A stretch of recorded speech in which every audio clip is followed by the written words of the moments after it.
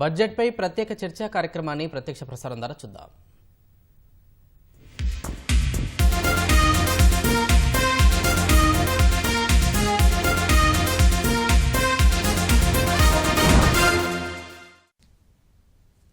నమస్కారం. కేంద్ర ప్రభుత్వ బడ్జెట్పై ప్రత్యేక చర్చా కార్యక్రమానికి స్వాగతం. 2025-26కు సంబంధించి కేంద్ర ప్రభుత్వం బడ్జెట్ ప్రవేశపెట్టింది పార్లమెంట్లో. ఈ బడ్జెట్ సందర్భంగా అత్యంత కీలక నిర్ణయం తీసుకుంది కేంద్రం. వ్యక్తిగత ఆదాయ పన్నును ఒకేసారి 12 లక్షలకు పెంచుతూ నిర్ణయం తీసుకుంది. ఇది అతిపెద్ద నిర్ణయంగా భావించవచ్చు. ఎందుకంటే గతంలో ఆదాయ పన్ను అనేది చాలా తక్కువ ఉండేది, స్లాబులు కూడా చాలా ఇదిగా ఉండేటివి. చాలామంది వేతన జీవులందరూ ఎప్పుడెప్పుడు పెంచుతారా అని గత 10 ఏళ్లుగా ఎదురు చూస్తున్నారు. పెద్దగా ఆశాజనకంగా లేదు గత 10 ఏళ్లలో. కానీ ఇప్పుడు ఒకేసారి 12 లక్షలకు పెంచడం అనేది దేశవ్యాప్తంగా ఉన్నటువంటి వేతన జీవులకు అత్యంత ఉత్సాహాన్ని, ఊరటను కలిగించేటువంటి నిర్ణయం. ఈ నిర్ణయం దేశవ్యాప్తంగా ఉన్న కోట్లాది మంది ఉద్యోగులకు చాలా ఊరటను, ఉత్సాహాన్ని కల్పిస్తుంది. దీనికి సంబంధించి చర్చిద్దాం. అలాగే బడ్జెట్లో ఇతర చాలా డెసిషన్స్ కూడా తీసుకున్నారు. పట్టణాభివృద్ధి కోసము, అలాగే వాణిజ్యపరంగా గ్రామీణ ప్రాంతాలు, అలాగే ఇతరత్ర యువతకి చాలా డెసిషన్స్ తీసుకున్నారు. వీటన్నిటి మీద చర్చిద్దాం. చర్చించే ముందు మన చర్చలో పాల్గొన్నటువంటి కొంతమంది ముఖ్యుల్ని పరిచయం చేసుకున్న తర్వాత డిస్కషన్లోకి వెళ్దాం. డాక్టర్ ఎస్ అనంత్ గారు, ఆర్థిక విశ్లేషకులు, విజయవాడ నుంచి. అలాగే రాంపల్లి శశికుమార్ గారు, సీనియర్ చార్టెడ్ అకౌంటెంట్, హైదరాబాద్ నుంచి పార్టిసిపేట్ చేస్తున్నారు. అలాగే చిట్టెడి కృష్ణారెడ్డి గారు, హెచ్సియు ఆర్థిక విభాగం, హైదరాబాద్ నుంచి. అలాగే వివికే ప్రసాద్ గారు కూడా పార్టిసిపేట్ చేస్తున్నారు, ఆర్థిక మార్కెట్ వ్యవహారాల నిపుణులు. రాంపల్లి శశికుమార్ గారు, చూశారు కదా, బడ్జెట్లో వ్యక్తిగత ఆదాయ పన్ను మినహాయింపుని ఒకేసారి 12 లక్షలకు పెంచారు. ఈ నిర్ణయాన్ని ఎలా చూడాలి? ఖచ్చితంగా వేతన జీవులకైతే ఇది ఊరట లభించేటటువంటి విషయమే, ఆహ్వానించదగిన పరిణామం అనే చెప్పాలి. కాకపోతే ఇది మినహాయింపు 12 లక్షలకి పెంచలేదండి. 12 లక్షల వరకు ఆదాయం ఉన్నవారు పన్ను కట్టాల్సిన అవసరం లేదు అనేది ఉంటుంది. సో బేసిక్గా మినహాయింపు స్లాబ్స్లో పెద్ద మార్పే ఉండదు, కానీ రిబేట్ పెంచినట్టుగా ప్రస్తుతానికి కనబడుతుంది. But devil lies and details అన్నట్లు ఇంకొంచెం డీటెయిల్డ్గా స్లాబ్స్ ఏంటి, యాక్చువల్గా ఎంత రిబేట్ కొత్తగా ఇచ్చారనేది చూస్తే తప్ప దానిలో ఉన్న అసలు విషయం తెలియదు. బట్ ఒక పాయింట్ అయితే ఖచ్చితంగా చెప్పాలి. అంతకుముందు అంటే ఒకవేళ అఫ్కోర్స్ 2 ట్యాక్స్ రెజిమ్స్ ఆల్రెడీ నడుస్తున్నాయి మనకి. ఒకటి ఓల్డ్ ట్యాక్స్ రెజిము, న్యూ ట్యాక్స్ రెజిము, దాన్ని డిఫాల్ట్ ట్యాక్స్ రెజిమ్ అంటాం. 2 నడుస్తున్నాయి. ఖచ్చితంగా పాత ట్యాక్స్ రెజిమ్లో అయితే స్లాబ్ రేట్స్ కానీ ఓవరాల్గా ట్యాక్స్ లయబిలిటీ కానీ కొంచెం ఎక్కువే ఉంటుంది. అలాగే కొత్త రెజిమ్లో ట్యాక్స్ లయబిలిటీ తక్కువ ఉంటుంది. కాకపోతే పాత రెజిమ్లో ఏంటంటే కొన్ని మనకి డిడక్షన్స్ అవి క్లెయిమ్ చేసుకోవడానికి వీలుండేది. సెక్షన్ 80 కింద లాట్ ఆఫ్ డిడక్షన్స్ని క్లెయిమ్ చేసే అవకాశం ఉండేది. అలాగే కొన్ని ఎగ్జంప్షన్స్ని కూడా వేతన జీవులు క్లెయిమ్ చేసుకునే ఛాన్స్ ఉండేది. ఉదాహరణకి హెచ్ఆర్ఏ లాంటివి, హౌస్ రెంట్ అలవెన్స్ లాంటివి. అలాంటివన్నీ ఎగ్జంప్షన్స్, డిడక్షన్స్ ఈ కొత్త విధానంలో ఉండవు అనమాట. సో దాంతో ఏంటంటే పాత రెజిమ్ బెటరా, కొత్త రెజిమ్ బెటరా అనేది ఇండివిజువల్ టు ఇండివిజువల్, ఒకళ్ళకి వాళ్ళకి సంబంధించిన స్పెసిఫిక్స్ చూస్తే తప్ప వాళ్ళకి నిజంగా బెనిఫిట్ వస్తుందా లేదా అనేది చెప్పలేము. అంటే ఓవరాల్గా చూసుకుంటే గతంలో ఈవెన్ కొత్త పన్ను విధానంలో కూడా 7 లక్షల వరకు మాత్రమే ఉండేది, అంటే ఆదాయ పన్ను కట్టాల్సిన అవసరం లేకుండా. ఇప్పుడు ఆ 7 నుంచి 12 లక్షలు చేయడం మాత్రం ఆహ్వానించదగిన పరిణామమే, అందులో ఏం డౌట్ లేదు. But at the same time అది మినహాయింపు కాదు. అంతవరకు అంటే ఆ మేరకు ఆదాయం ఉన్న వాళ్ళు పన్ను కట్టాల్సిన అవసరం లేదు. అంతకంటే ఎక్కువ ఆదాయం ఉన్న వాళ్ళకి పాత అంటే అంతకు ముందున్న స్లాబ్స్ అట్లాగో అప్లై అవుతాయి.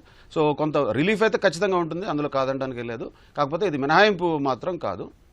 అండ్ దాంతోపాటుగా ఎగ్జంప్షన్స్ అండ్ డిడక్షన్స్ సేవింగ్స్ మీద వచ్చేటటువంటివి ఈ విధానంలో ఉండవు అనమాట. Okay sir. వివేక ప్రసాద్ గారు, అలాగే ఇదే సేమ్ ఆదాయ పన్ను మినహాయింపు అనేది ఓకే, రిబేట్ రూపంలో కావచ్చు, ఏదైనా కావచ్చు, 12 లక్షల వరకు పెంచడం అనేది కోట్లాది మంది ఉద్యోగులకు, వేతన జీవులకు చాలా ఊరట కలిగించే అంశం. దీని మీద మీ విశ్లేషణ ఏంటి? విశ్లేషణ ఏం లేదండి. ఇప్పుడు వరకు పన్ను కట్టవలసిన వాళ్ళు కట్టక్కర్లేదు అంటే దానికి మీరు పేరు మినహాయింపు అని పెట్టుకోండి, ఎగ్జంప్షన్ పెట్టుకోండి, రిబేట్ అని పెట్టుకోండి, ఏది పెట్టుకున్నా లాభం అయితే లాభమే.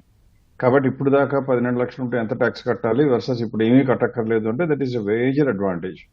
ఎప్పుడు కూడా భారతదేశంలో బడ్జెట్ రూపొందించేటప్పుడు వారు చేయవలసిన మధ్యతరగతి మనస్తత్వాన్ని ప్రకారం ఎవరైనా మాకు ట్యాక్స్ కన్సెషన్ అక్కర్లేదు అని అంటారంటే ఎవ్వరూ జీవితంలో, ప్రపంచంలో ఎవరు అనరు. అందరూ మాకు ఇంకా కన్సెషన్లు కావాలని అడుగుతారు. అందువల్ల అందరినీ అన్ని రకాలుగా తృప్తిపరిచే ప్రయత్నం చేయకుండా చేసే చర్య వల్ల దేశానికి, సమాజానికి కొద్ది గొప్ప హితం ఉండాలి అని కోరుకోవటం సహజం. కేంద్ర ప్రభుత్వం ఇప్పుడు చేసింది ఏంటంటే 12 లక్షల వరకు ట్యాక్స్ తీసేస్తే ట్యాక్స్ మిగిలింది అని మనం అనుకుంటున్నాం, మనం కరెక్టే. కానీ మనం ఏం చేస్తాం, ట్యాక్స్ మిగిలితే ఆ ఖర్చుని ఇప్పుడు వరకు ఆ ట్యాక్స్ ఎలాగూ కట్టాలి కాబట్టి ఏ రకమైన ఖర్చు కోసం ఏర్పరచుకొని మనము ఇప్పటి నుంచి కొద్దిగా గొప్ప మనకు అవసరమైన వస్తువులు అంటే మిక్సర్లో, గ్రైండర్లో, వాషింగ్ మెషిన్లో, లేకపోతే ఇంకొక ఎలక్ట్రానిక్ ఉపకరణలో, లేకపోతే ఇంటి డెవలప్మెంట్కో దేనికోదని ఖర్చు పెడతాం. అంటే మనకి సడన్ గా డబ్బు అవి వెళ్ళిపోయి బ్యాంకులో ఏ ఎంప్లాయీ దగ్గర మనిషి దగ్గర పడదు. దీనితో ఏమొస్తుందంటే కొత్తగా వచ్చిన అమౌంట్ అంటే నిర్మలా సీతారామన్ గారు బడ్జెట్ లో చెప్తూ కూడా ట్యాక్స్ ఫోర్గాన్ ఎంత అంటే దాదాపుగా 1,02,600 కోట్లు డైరెక్ట్ టాక్సేషన్ అని చెప్పారు. అంటే మొత్తం 1,03,000 కోట్లు మార్కెట్ లో వాళ్ళకి రావాల్సిన పన్నుల్ని పాత టారిఫ్ ప్రకారం చూస్తే ఉండేదానికన్నా నష్టపోవడానికి రెడీ అయిపోయి బడ్జెట్ పొందుపరిచామన్నారు. ఇది మనకు చూడటానికి ఏమనిపిస్తుంది అంటే 1,00,000 కోట్లు అంటే ఎంత పెద్ద మొత్తం అనుకుంటాం. కానీ వినియోగం చేసే మనలాంటి చేతుల్లో గనక 1,00,000 కోట్లు వస్తే అది 1,00,000 కోట్లు ఈజ్ ఈక్వల్ టు 1,00,000 కోట్లు కాదు. అది దట్ ఈజ్ ఈక్వల్ టు దాదాపుగా 7 లక్షల కోట్లు భారత జాతీయ ఉత్పత్తి పెరుగుతుంది. జీడిపి 100కి 100 పాళ్ళు పెరుగుతుంది. ఎందుకంటే మనీ మల్టిప్లయర్ ఎఫెక్ట్ అంటాం. అంటే మన దగ్గర కనుక 1,00,000 కోట్లు మిగిలితే అందరి దగ్గర కలిపి ఇండియాలో ఉన్న సిటిజన్స్ అందరి దగ్గర కలిపి 12 లక్షల కన్నా తక్కువ నాళ్ళు మిగిలితే కనుక వాళ్ళు పెట్టే ఖర్చులు ఒక మ్యానుఫ్యాక్చర్ ఖర్చు పెడితే అతను వాళ్ళ సప్లయర్ వాళ్ళ దగ్గర ఉద్యోగాలు పనిచేసే వాళ్ళ దగ్గర ఉద్యోగాలు పనిచేసే వాళ్ళు వాళ్ళ కింద పనిచేసే వాళ్ళకి ఇలా మొత్తం 6.6 టైమ్స్ దాకా ఇండియాలో మనీ మల్టిప్లయర్ ఉంటుందని చెప్తా ఉంటాం. అందువల్ల దాదాపుగా 7 లక్షల కోట్లు ఒక్క స్ట్రోక్ తో 1,00,000 కోట్లు పోయినట్టే మనకే కనపడుతుంది, మనకు వచ్చే ఇండివిజువల్ లాభం. కానీ దేశానికి కూడా 7 లక్షల కోట్లు వచ్చే అవకాశం ఉన్నప్పుడు చేయటం అనేది చాలా ఖచ్చితంగా అభినందించ తీరాలి. టాక్సేషన్ ఉండదు, న్యూ రెజిమ్ ఓల్డ్ రెజిమ్ ఉంది. ఇది న్యూ రెజిమ్ కే అప్లై అవుతుందని నాకు అర్థమైంది. ఒకవేళ నేను పొరపాటు అయితే పడి ఉండవచ్చు. నేను సిఏ అయినా కానీ ప్రస్తుతం ప్రాక్టీస్ లో లేను కాబట్టి మిగతా షార్ట్ లాగా నేను యాక్టివ్ గా గ్యారంటీగా చెప్పలేను. కానీ నాకు అర్థమైన దాని ప్రకారం ఈ ఎగ్జామ్షన్ అంతా కూడా న్యూ రెజిమ్ లోకి వచ్చింది. అందువల్ల ఇది డైరెక్ట్ గా క్యాష్ వాళ్ళ చేతుల్లో మిగిలి తీరుతుంది. అన్నిటికన్నా ముందు సీనియర్ సిటిజన్స్ కోసం కానివ్వండి, మిగతా వాళ్ళకి కానివ్వండి, టీడీఎస్ లో కానీ టీసీఎస్ లో కానీ కూడా రిలాక్సేషన్స్ ఇచ్చారు. అంటే అంతకు ముందులాగా కూస్తున్నా కూడా మళ్ళీ చేయాలంటాం. అలాగే హౌస్ రెంట్ వస్తున్నా సీనియర్ సిటిజన్స్ కి దాని మీద కూడా టీడీఎస్ చేయాలంటాం. దాని మూలంగా వాళ్ళు భయపడి కొంత క్యాష్ లో కొంత వైట్ లో తీసుకోవడం, నానా రకాల ఇబ్బందులు పడ్డారు కంప్లైంట్స్ కోసం. అవన్నీ కూడా పటామచ్చలు చేయకపోయినా చాలా మటుకు రిలాక్సేషన్ ఇవ్వడం అనేది ఈ సంవత్సరంలో వచ్చిన ఈ బడ్జెట్ ఈ మధ్య కాలంలో నాకు గుర్తెరిగి గడిచిన 10 సంవత్సరాల్లో సగటు ఉద్యోగికి లేదా సగటు జీవన ప్రమాణాలు ఫాలో అవుతున్న వ్యక్తికి ఎంత అభినందనించదగింది, ఆహ్వానించదగినటువంటి బడ్జెట్ ఇప్పటి వరకు రాలేదనే చెప్పొచ్చు. కాబట్టి 100కి 100 రూపాయలు మన చేతుల్లో డబ్బు ఎక్స్ట్రా మిగలబోతున్నది. అది ఎలా ఖర్చు పెడతామో, ఇన్వెస్ట్ చేసుకుంటామా, ఇన్వెస్ట్ చేసుకుంటే దేశ ప్రగతికి బాటలు వేసినట్టు, ఖర్చు పెట్టినా కూడా ఇండైరెక్ట్ గా ఆ సంవత్సరంలో జీడిపి పెంచడానికి ఉపయోగపడినట్లు. సో ఏ రకంగా చూసినా మనం తృప్తిగా మనకి మిగిలిన ట్యాక్స్ మన దేశానికి మనం వాడుతున్నామని చెప్పి ధైర్యంగా ఉండగలిగిన పరిణామం కింద నిర్వచించవచ్చు. అనంత్ గారు, దీనికి సంబంధించి ట్యాక్స్కి సంబంధించి చూస్తే వచ్చే వారం కొత్తగా వ్యక్తిగత ఆదాయ పన్ను మినహాయింపు బిల్లు ప్రవేశపెడతామని చెప్పారు. అలాగే ఇప్పుడైతే ప్రస్తుతానికైతే వ్యక్తిగత ఆదాయ పన్నుని 12 లక్షల వరకు కట్టక్కర్లేదు అని చెప్పి నిర్మలా సీతారామన్ ప్రకటించారు. అలాగే వృద్ధులకు సంబంధించి కూడా టీడీఎస్ పెంచారు. ఇతరత్ర దీనికి సంబంధించి కొన్ని డెసిషన్లు చిన్న మధ్యతరగతి ఉద్యోగులు కావచ్చు, మధ్యతరగతి ప్రజలు కావచ్చు, ఉద్యోగులు కావచ్చు, రకరకాల విభాగాల్లో పనిచేస్తున్న వాళ్ళు వీళ్ళందరికీ ఒక రకమైన పెద్ద ఊరట కల్పించే ఈ నిర్ణయాన్ని మీరు ఎలా చూస్తారు? దాని గురించి ఏం చెబుతారు? ఫైనల్ డీటెయిల్స్ ఏంటనేది మనకు ఇన్కమ్ ట్యాక్స్ లా బిల్ వచ్చిన తర్వాత తెలుస్తూ ఉంటాయి, పర్సనల్ ఇన్కమ్ ట్యాక్స్ది. ఇప్పుడు ప్రస్తుతానికి ఎందుకంటే ఈ ఒక మాట చెప్పారు, కానీ ట్యాక్స్ స్లాబ్లు అయితే మామూలుగానే మనకున్నాయి. 4 to 8 lakhs అనేది 5%, 8 to 10 lakhs 8 to 12 lakhs వచ్చేటప్పుడు 10% అట్లా ట్యాక్స్ స్లాబ్స్ ఉన్నాయి న్యూ రెజ్యూమ్లో. సో బట్ ఒకటి ఏంటంటే ఇన్కమ్ ట్యాక్స్ ఎగ్జామ్షన్ అనేది ఇవ్వటం మిడిల్ క్లాస్కి కంపల్సరీగా ప్రతి ఒక్క ట్యాక్స్ పేరుకి ఎంతో కొంత, ఇప్పుడు ట్యాక్స్ కట్టే వాళ్ళకి ఎంతో కొంత వెసులుబాటు ఉంటుంది. అది ఎంత ఉంటుంది అనేది వాళ్ళు కట్టే ట్యాక్స్ని బట్టి ఉంటుంది. ఫస్ట్ కాకపోతే ఏంటంటే లార్జర్ ఎకానమీ మనం ఓవరాల్గా కనుక చూసుకున్నట్టయితే గవర్నమెంట్ కన్జంప్షన్ అనేది తగ్గిపోతూ ఉంది అనేది అందరికీ తెలిసిందే. ఇప్పుడు ఈఎంఐల బాధ కానీ, లేకపోతే ధరల పెరుగుదల మూలాన కానీ, కుటుంబాల్లో వాళ్ళ చేతుల్లో ఉన్న సర్ప్లస్ క్యాష్ ఏదైతే ఇన్కమ్ ఆదాయం ఏదైతే ఉందో అది ట్యాక్స్ రకరకాల ట్యాక్స్లో నుంచి వెళ్ళిపోతుంది. కాబట్టి ట్యాక్స్ తగ్గించడం అనేది ట్రై చేశారు, బాగుంది. కాకపోతే ఏంటంటే దీంతో పాటు ఒక ముఖ్యమైనది చాలా వరకు మనం చాలామంది ఎవరు గమనించారనే చూడలేదు, తెలియదు. కానీ గవర్నమెంట్ ఏం చేసిందంటే గత సంవత్సరానికి ఈ సంవత్సరానికి అంటే ఫైనల్గా ఆ షెడ్యూల్స్ వాటన్నిటిలో చూస్తూ ఉంటే మనకి ఎనెక్షర్స్ చూస్తూ ఉంటే అసలు ఫిగర్స్ బయటకు వస్తాయి. కానీ సెంట్రల్ గవర్నమెంట్ తన సొంత ఎక్స్పెండిచరు దాదాపు 1,00,000 కోట్లు తగ్గించింది. ఇది గత సంవత్సరంతో చూసుకుంటే గత సంవత్సరంలో ఏమైందంటే అంటే ఆల్రెడీ ఇప్పుడు ఫైనాన్షియల్ ఇయర్కి దాదాపు 11.5 లక్షల కోట్లు క్యాపిటల్ ఎక్స్పెండిచర్ అని పెట్టారు గవర్నమెంట్. అది ఖర్చు అయితే పెట్టాల. ఇప్పటికే ఏంటంటే మనకి 10.4 ఎంతకో వస్తుందని అనుకుంటున్నారు. సో అక్కడ 1 లక్ష కోట్లు, సుమారుగా 1 లక్ష కోట్లు తగ్గినాయి సెంట్రల్ గవర్నమెంట్ ఎక్స్పెండిచర్. అది నెక్స్ట్ ఇయర్ క్యాపిటల్ ఎక్స్పెండిచర్ ఎంత అని చెప్పారంటే సుమారు 10.18 లక్షల కోట్లు అని అన్నారు క్యాపిటల్ ఎక్స్పెండిచర్. అంటే ఈ 1 లక్ష కోట్లు తగ్గిచ్చేసిన దాని మీద ఇంకా తగ్గింది. సో ఇప్పుడు ఫైనాన్స్ మినిస్టర్ గారు ఏం చేశారంటే సెంట్రల్ గవర్నమెంట్ ఎక్స్పెండిచర్ తగ్గించి స్టేట్స్కి ఏమన్నారంటే మీరు ఖర్చు పెడితే కనుక కొన్ని వాటికి ఖర్చు పెట్టి కొన్ని రిఫార్మ్స్ టేకప్ చేసి ఖర్చు పెట్టినట్టయితే ఇంకొక 1.5 కోట్లు మేము మీకు అప్పు 50 ఏళ్ళ అప్పు ఇస్తాం అని అంటారు. సో ప్రతి స్టేట్ అయితే వాళ్ళకి వచ్చినంత అప్పు తీసేసుకుంటారు. దేనికి ఖర్చు పెట్టారనేది పక్కన పెట్టినా, రిఫార్మ్స్ ఎంతవరకు ఇంప్లిమెంట్ చేశారనేది పక్కన పెట్టినా, గవర్నమెంట్ ఆర్డర్ అయితే ఒక జియో అయితే ఇచ్చేసేసి అప్పు తెచ్చుకుంటారు. సో ఇక్కడ ఏం ట్రై చేశారంటే ఆర్థిక పరంగా అటు సెంట్రల్ గవర్నమెంట్ ఎక్స్పెండిచర్ తగ్గిస్తా. ఇప్పుడు మనకున్న స్లోడౌన్లో ఒక కారణం ఏంటనంటే ఈ కన్జంప్షన్ స్లోడౌన్కి వీటన్నిటికీ ట్యాక్సులతో పాటు సెంట్రల్ గవర్నమెంట్ ఎక్స్పెండిచర్ తగ్గింది. బిజినెసెస్ దగ్గర ఇంట్రెస్ట్ రేట్లు కానీ లేకపోతే ఇంటర్నేషనల్ ఎన్వైర్న్మెంట్ మూలాన కానీ వాళ్ళకున్న లాభాలు కానీ లేకపోతే ఆదాయం తగ్గింది కాబట్టి అదొక సమస్య కింద వస్తుంది. ఇప్పుడు ఎందుకంటే మనం ఏ కంపెనీ పెద్ద కంపెనీ రిజల్ట్ కనుక చూసుకున్నట్టయితే ఇండియాలో మనకి 61% ఎంతో కన్జంప్షన్ లోకల్ కన్జంప్షన్ మీద ఆధారపడి ఉంటుంది కానీ ఎవరికి కూడా మేజర్ కంపెనీస్ ప్రజలకి డైరెక్ట్గా అమ్మే కంపెనీస్ ఏదైతే ఉన్నాయో కన్జ్యూమర్ డిస్క్రిషనరీ ఐటమ్స్ వాళ్ళ ఆదాయాలు గణనీయంగా ఏం పెరగలేదు. ఏదో కొంచెం అటు ఇటు ఏదో మార్జినల్గా పెరిగినాయి కానీ పెద్ద స్థాయిలో అయితే పెరగలేదు. సో ఇప్పుడు జరిగేది సెంట్రల్ గవర్నమెంట్ ఎక్స్పెండిచర్ తగ్గించారు కాబట్టి ఫిజికల్ డెఫిసిట్ అక్కడ తగ్గింది ఎస్టిమేట్లో కూడా. దాని కాన్సిక్వెన్స్ ఎట్టా ఉంటుంది ఏంటనేది మనం చూడాలి. సో కన్జంప్షన్ రిలేటెడ్ కనుక మనం చూసుకున్నట్టయితే ప్రజలకి ఇంకా ఇబ్బందికరంగా ఉండి వాళ్ళకి ఇంట్రెస్ట్ రేట్లు తగ్గకుండా లేకపోతే ఈ ఇంటర్నేషనల్గా ఈ టారిఫ్స్ ఇటువంటి జియో పొలిటికల్ ఇష్యూస్ మూలాన ప్రాబ్లమ్స్ వచ్చి కన్జంప్షన్ కనుక వాళ్ళకి కాన్ఫిడెన్స్ లేకపోతే పికప్ అవ్వకపోతే అది ఓవరాల్ ఎకానమీకి మనం అనుకున్నంత ఎఫెక్ట్ ఉండకపోవచ్చు. ఎందుకంటే సెంట్రల్ గవర్నమెంట్ స్టేట్ గవర్నమెంట్స్ అనేది ఖర్చు పెట్టడం అనేది మనకి చాలా ముఖ్యమైన అంశం భారతదేశంలో. సో ఇది కనుక తగ్గినట్టయితే మనకి ఇంపాక్ట్ ఉంటుంది. సో పాజిటివ్ అనేది మిడిల్ క్లాస్ ట్యాక్స్ పేయర్కి ఇమీడియట్గా ఉన్న అది కూడా ఏంటంటే మనం ఒకటి గమనించాల్సింది ఎంత బెనిఫిట్ ఉంటుంది అనేది మనం ఇప్పుడు అందరి మీద చూసుకోదు. కొన్ని కుటుంబాలు 2,000 కట్టచ్చు, 5,000 కట్టచ్చు, కొంతమంది 30,000 కట్టచ్చు, 50,000 కట్టచ్చు. సో అది బెనిఫిట్ వచ్చిన దాన్ని బట్టి ఉంటుంది, అందరికీ ఒకే లెక్కలో ఉండదు. సో ఆ ట్యాక్స్ స్లాబ్లో ఉన్నదాన్ని బట్టి ఉంటుంది. కొంతమందికి అసలు ఏం బెనిఫిట్ ఉండకపోవచ్చు. మోస్ట్ ఆఫ్ దెమ్ ఏంటంటే మనం చూస్తున్నాం రిటర్న్స్ అయితే ఫైల్ చేస్తారు, కాకపోతే ఏంటంటే ట్యాక్సిబుల్ ఇన్కమ్ లేదనుకోండి, దానివల్ల లేకపోతే 5,000 ఇన్కమ్ ఉందనుకోండి, 5,000లో వాళ్ళ కన్జంప్షన్ విపరీతంగా పెరిగిపోదు కుటుంబానికి. కాకపోతే ఏంటంటే ఎంతో కొంత వెసులుబాటు ఉంటుంది. దీంతో పాటు మనం చూడాల్సింది మనం కావాలనుకోవటం ఇన్కమ్ ట్యాక్స్ లిమిట్తో పాటు ఇండైరెక్ట్ ట్యాక్సెస్ స్పెషల్లీ జిఎస్టీ లాంటివి కూడా తగ్గాలని చెప్పి మనం కోరుకోవాలి. అప్పుడు ఉపయోగం ఉంటుందండి కన్జంప్షన్కి. ఓకే కృష్ణారెడ్డి గారు, ఇప్పుడైతే వ్యక్తిగత ఆదాయ పన్ను మినహాయింపు సంబంధించి కొత్త స్లాబులు అలాగే కొత్త బిల్లు ప్రవేశపెడతామని చెప్పి కేంద్ర ప్రభుత్వం ప్రకటించింది. అలాగే వ్యక్తిగత ఆదాయ పన్ను మినహాయింపు 12 లక్షల వరకు కట్టక్కర్లేదు, ట్యాక్స్ ఫ్రీగా ఉండొచ్చు అని చెప్పారు. వీటన్నిటిని ఈ సంస్కరణల్ని ఎలా చూడాలి, ప్రజలకు ఏ విధంగా దీనివల్ల ప్రయోజనం జరుగుతుంది? దేశంలో ఇప్పుడు ఒక సమిష్టి డిమాండ్ కొంత తగ్గుతున్న క్రమంలో కేంద్ర ప్రభుత్వం సరైన సమయంలో ఇది ఒక సరైన నిర్ణయంగా చెప్పుకోవచ్చు. దానితో పాటుగా ఉద్యోగస్తులు చాలామంది చాలా కాలంగా ఈ ట్యాక్స్ స్లాబుల్లో కొంత మార్పులు చేర్పులు చేయాలని మన గత బడ్జెట్లో కావచ్చు, అంతకుముందుకు ఉన్నటువంటి ఎన్డీఏ గవర్నమెంట్లో కూడా అందరూ ఆశించినటువంటిది. కాబట్టి ఇది అందరూ స్వాగతించాల్సిన విషయం.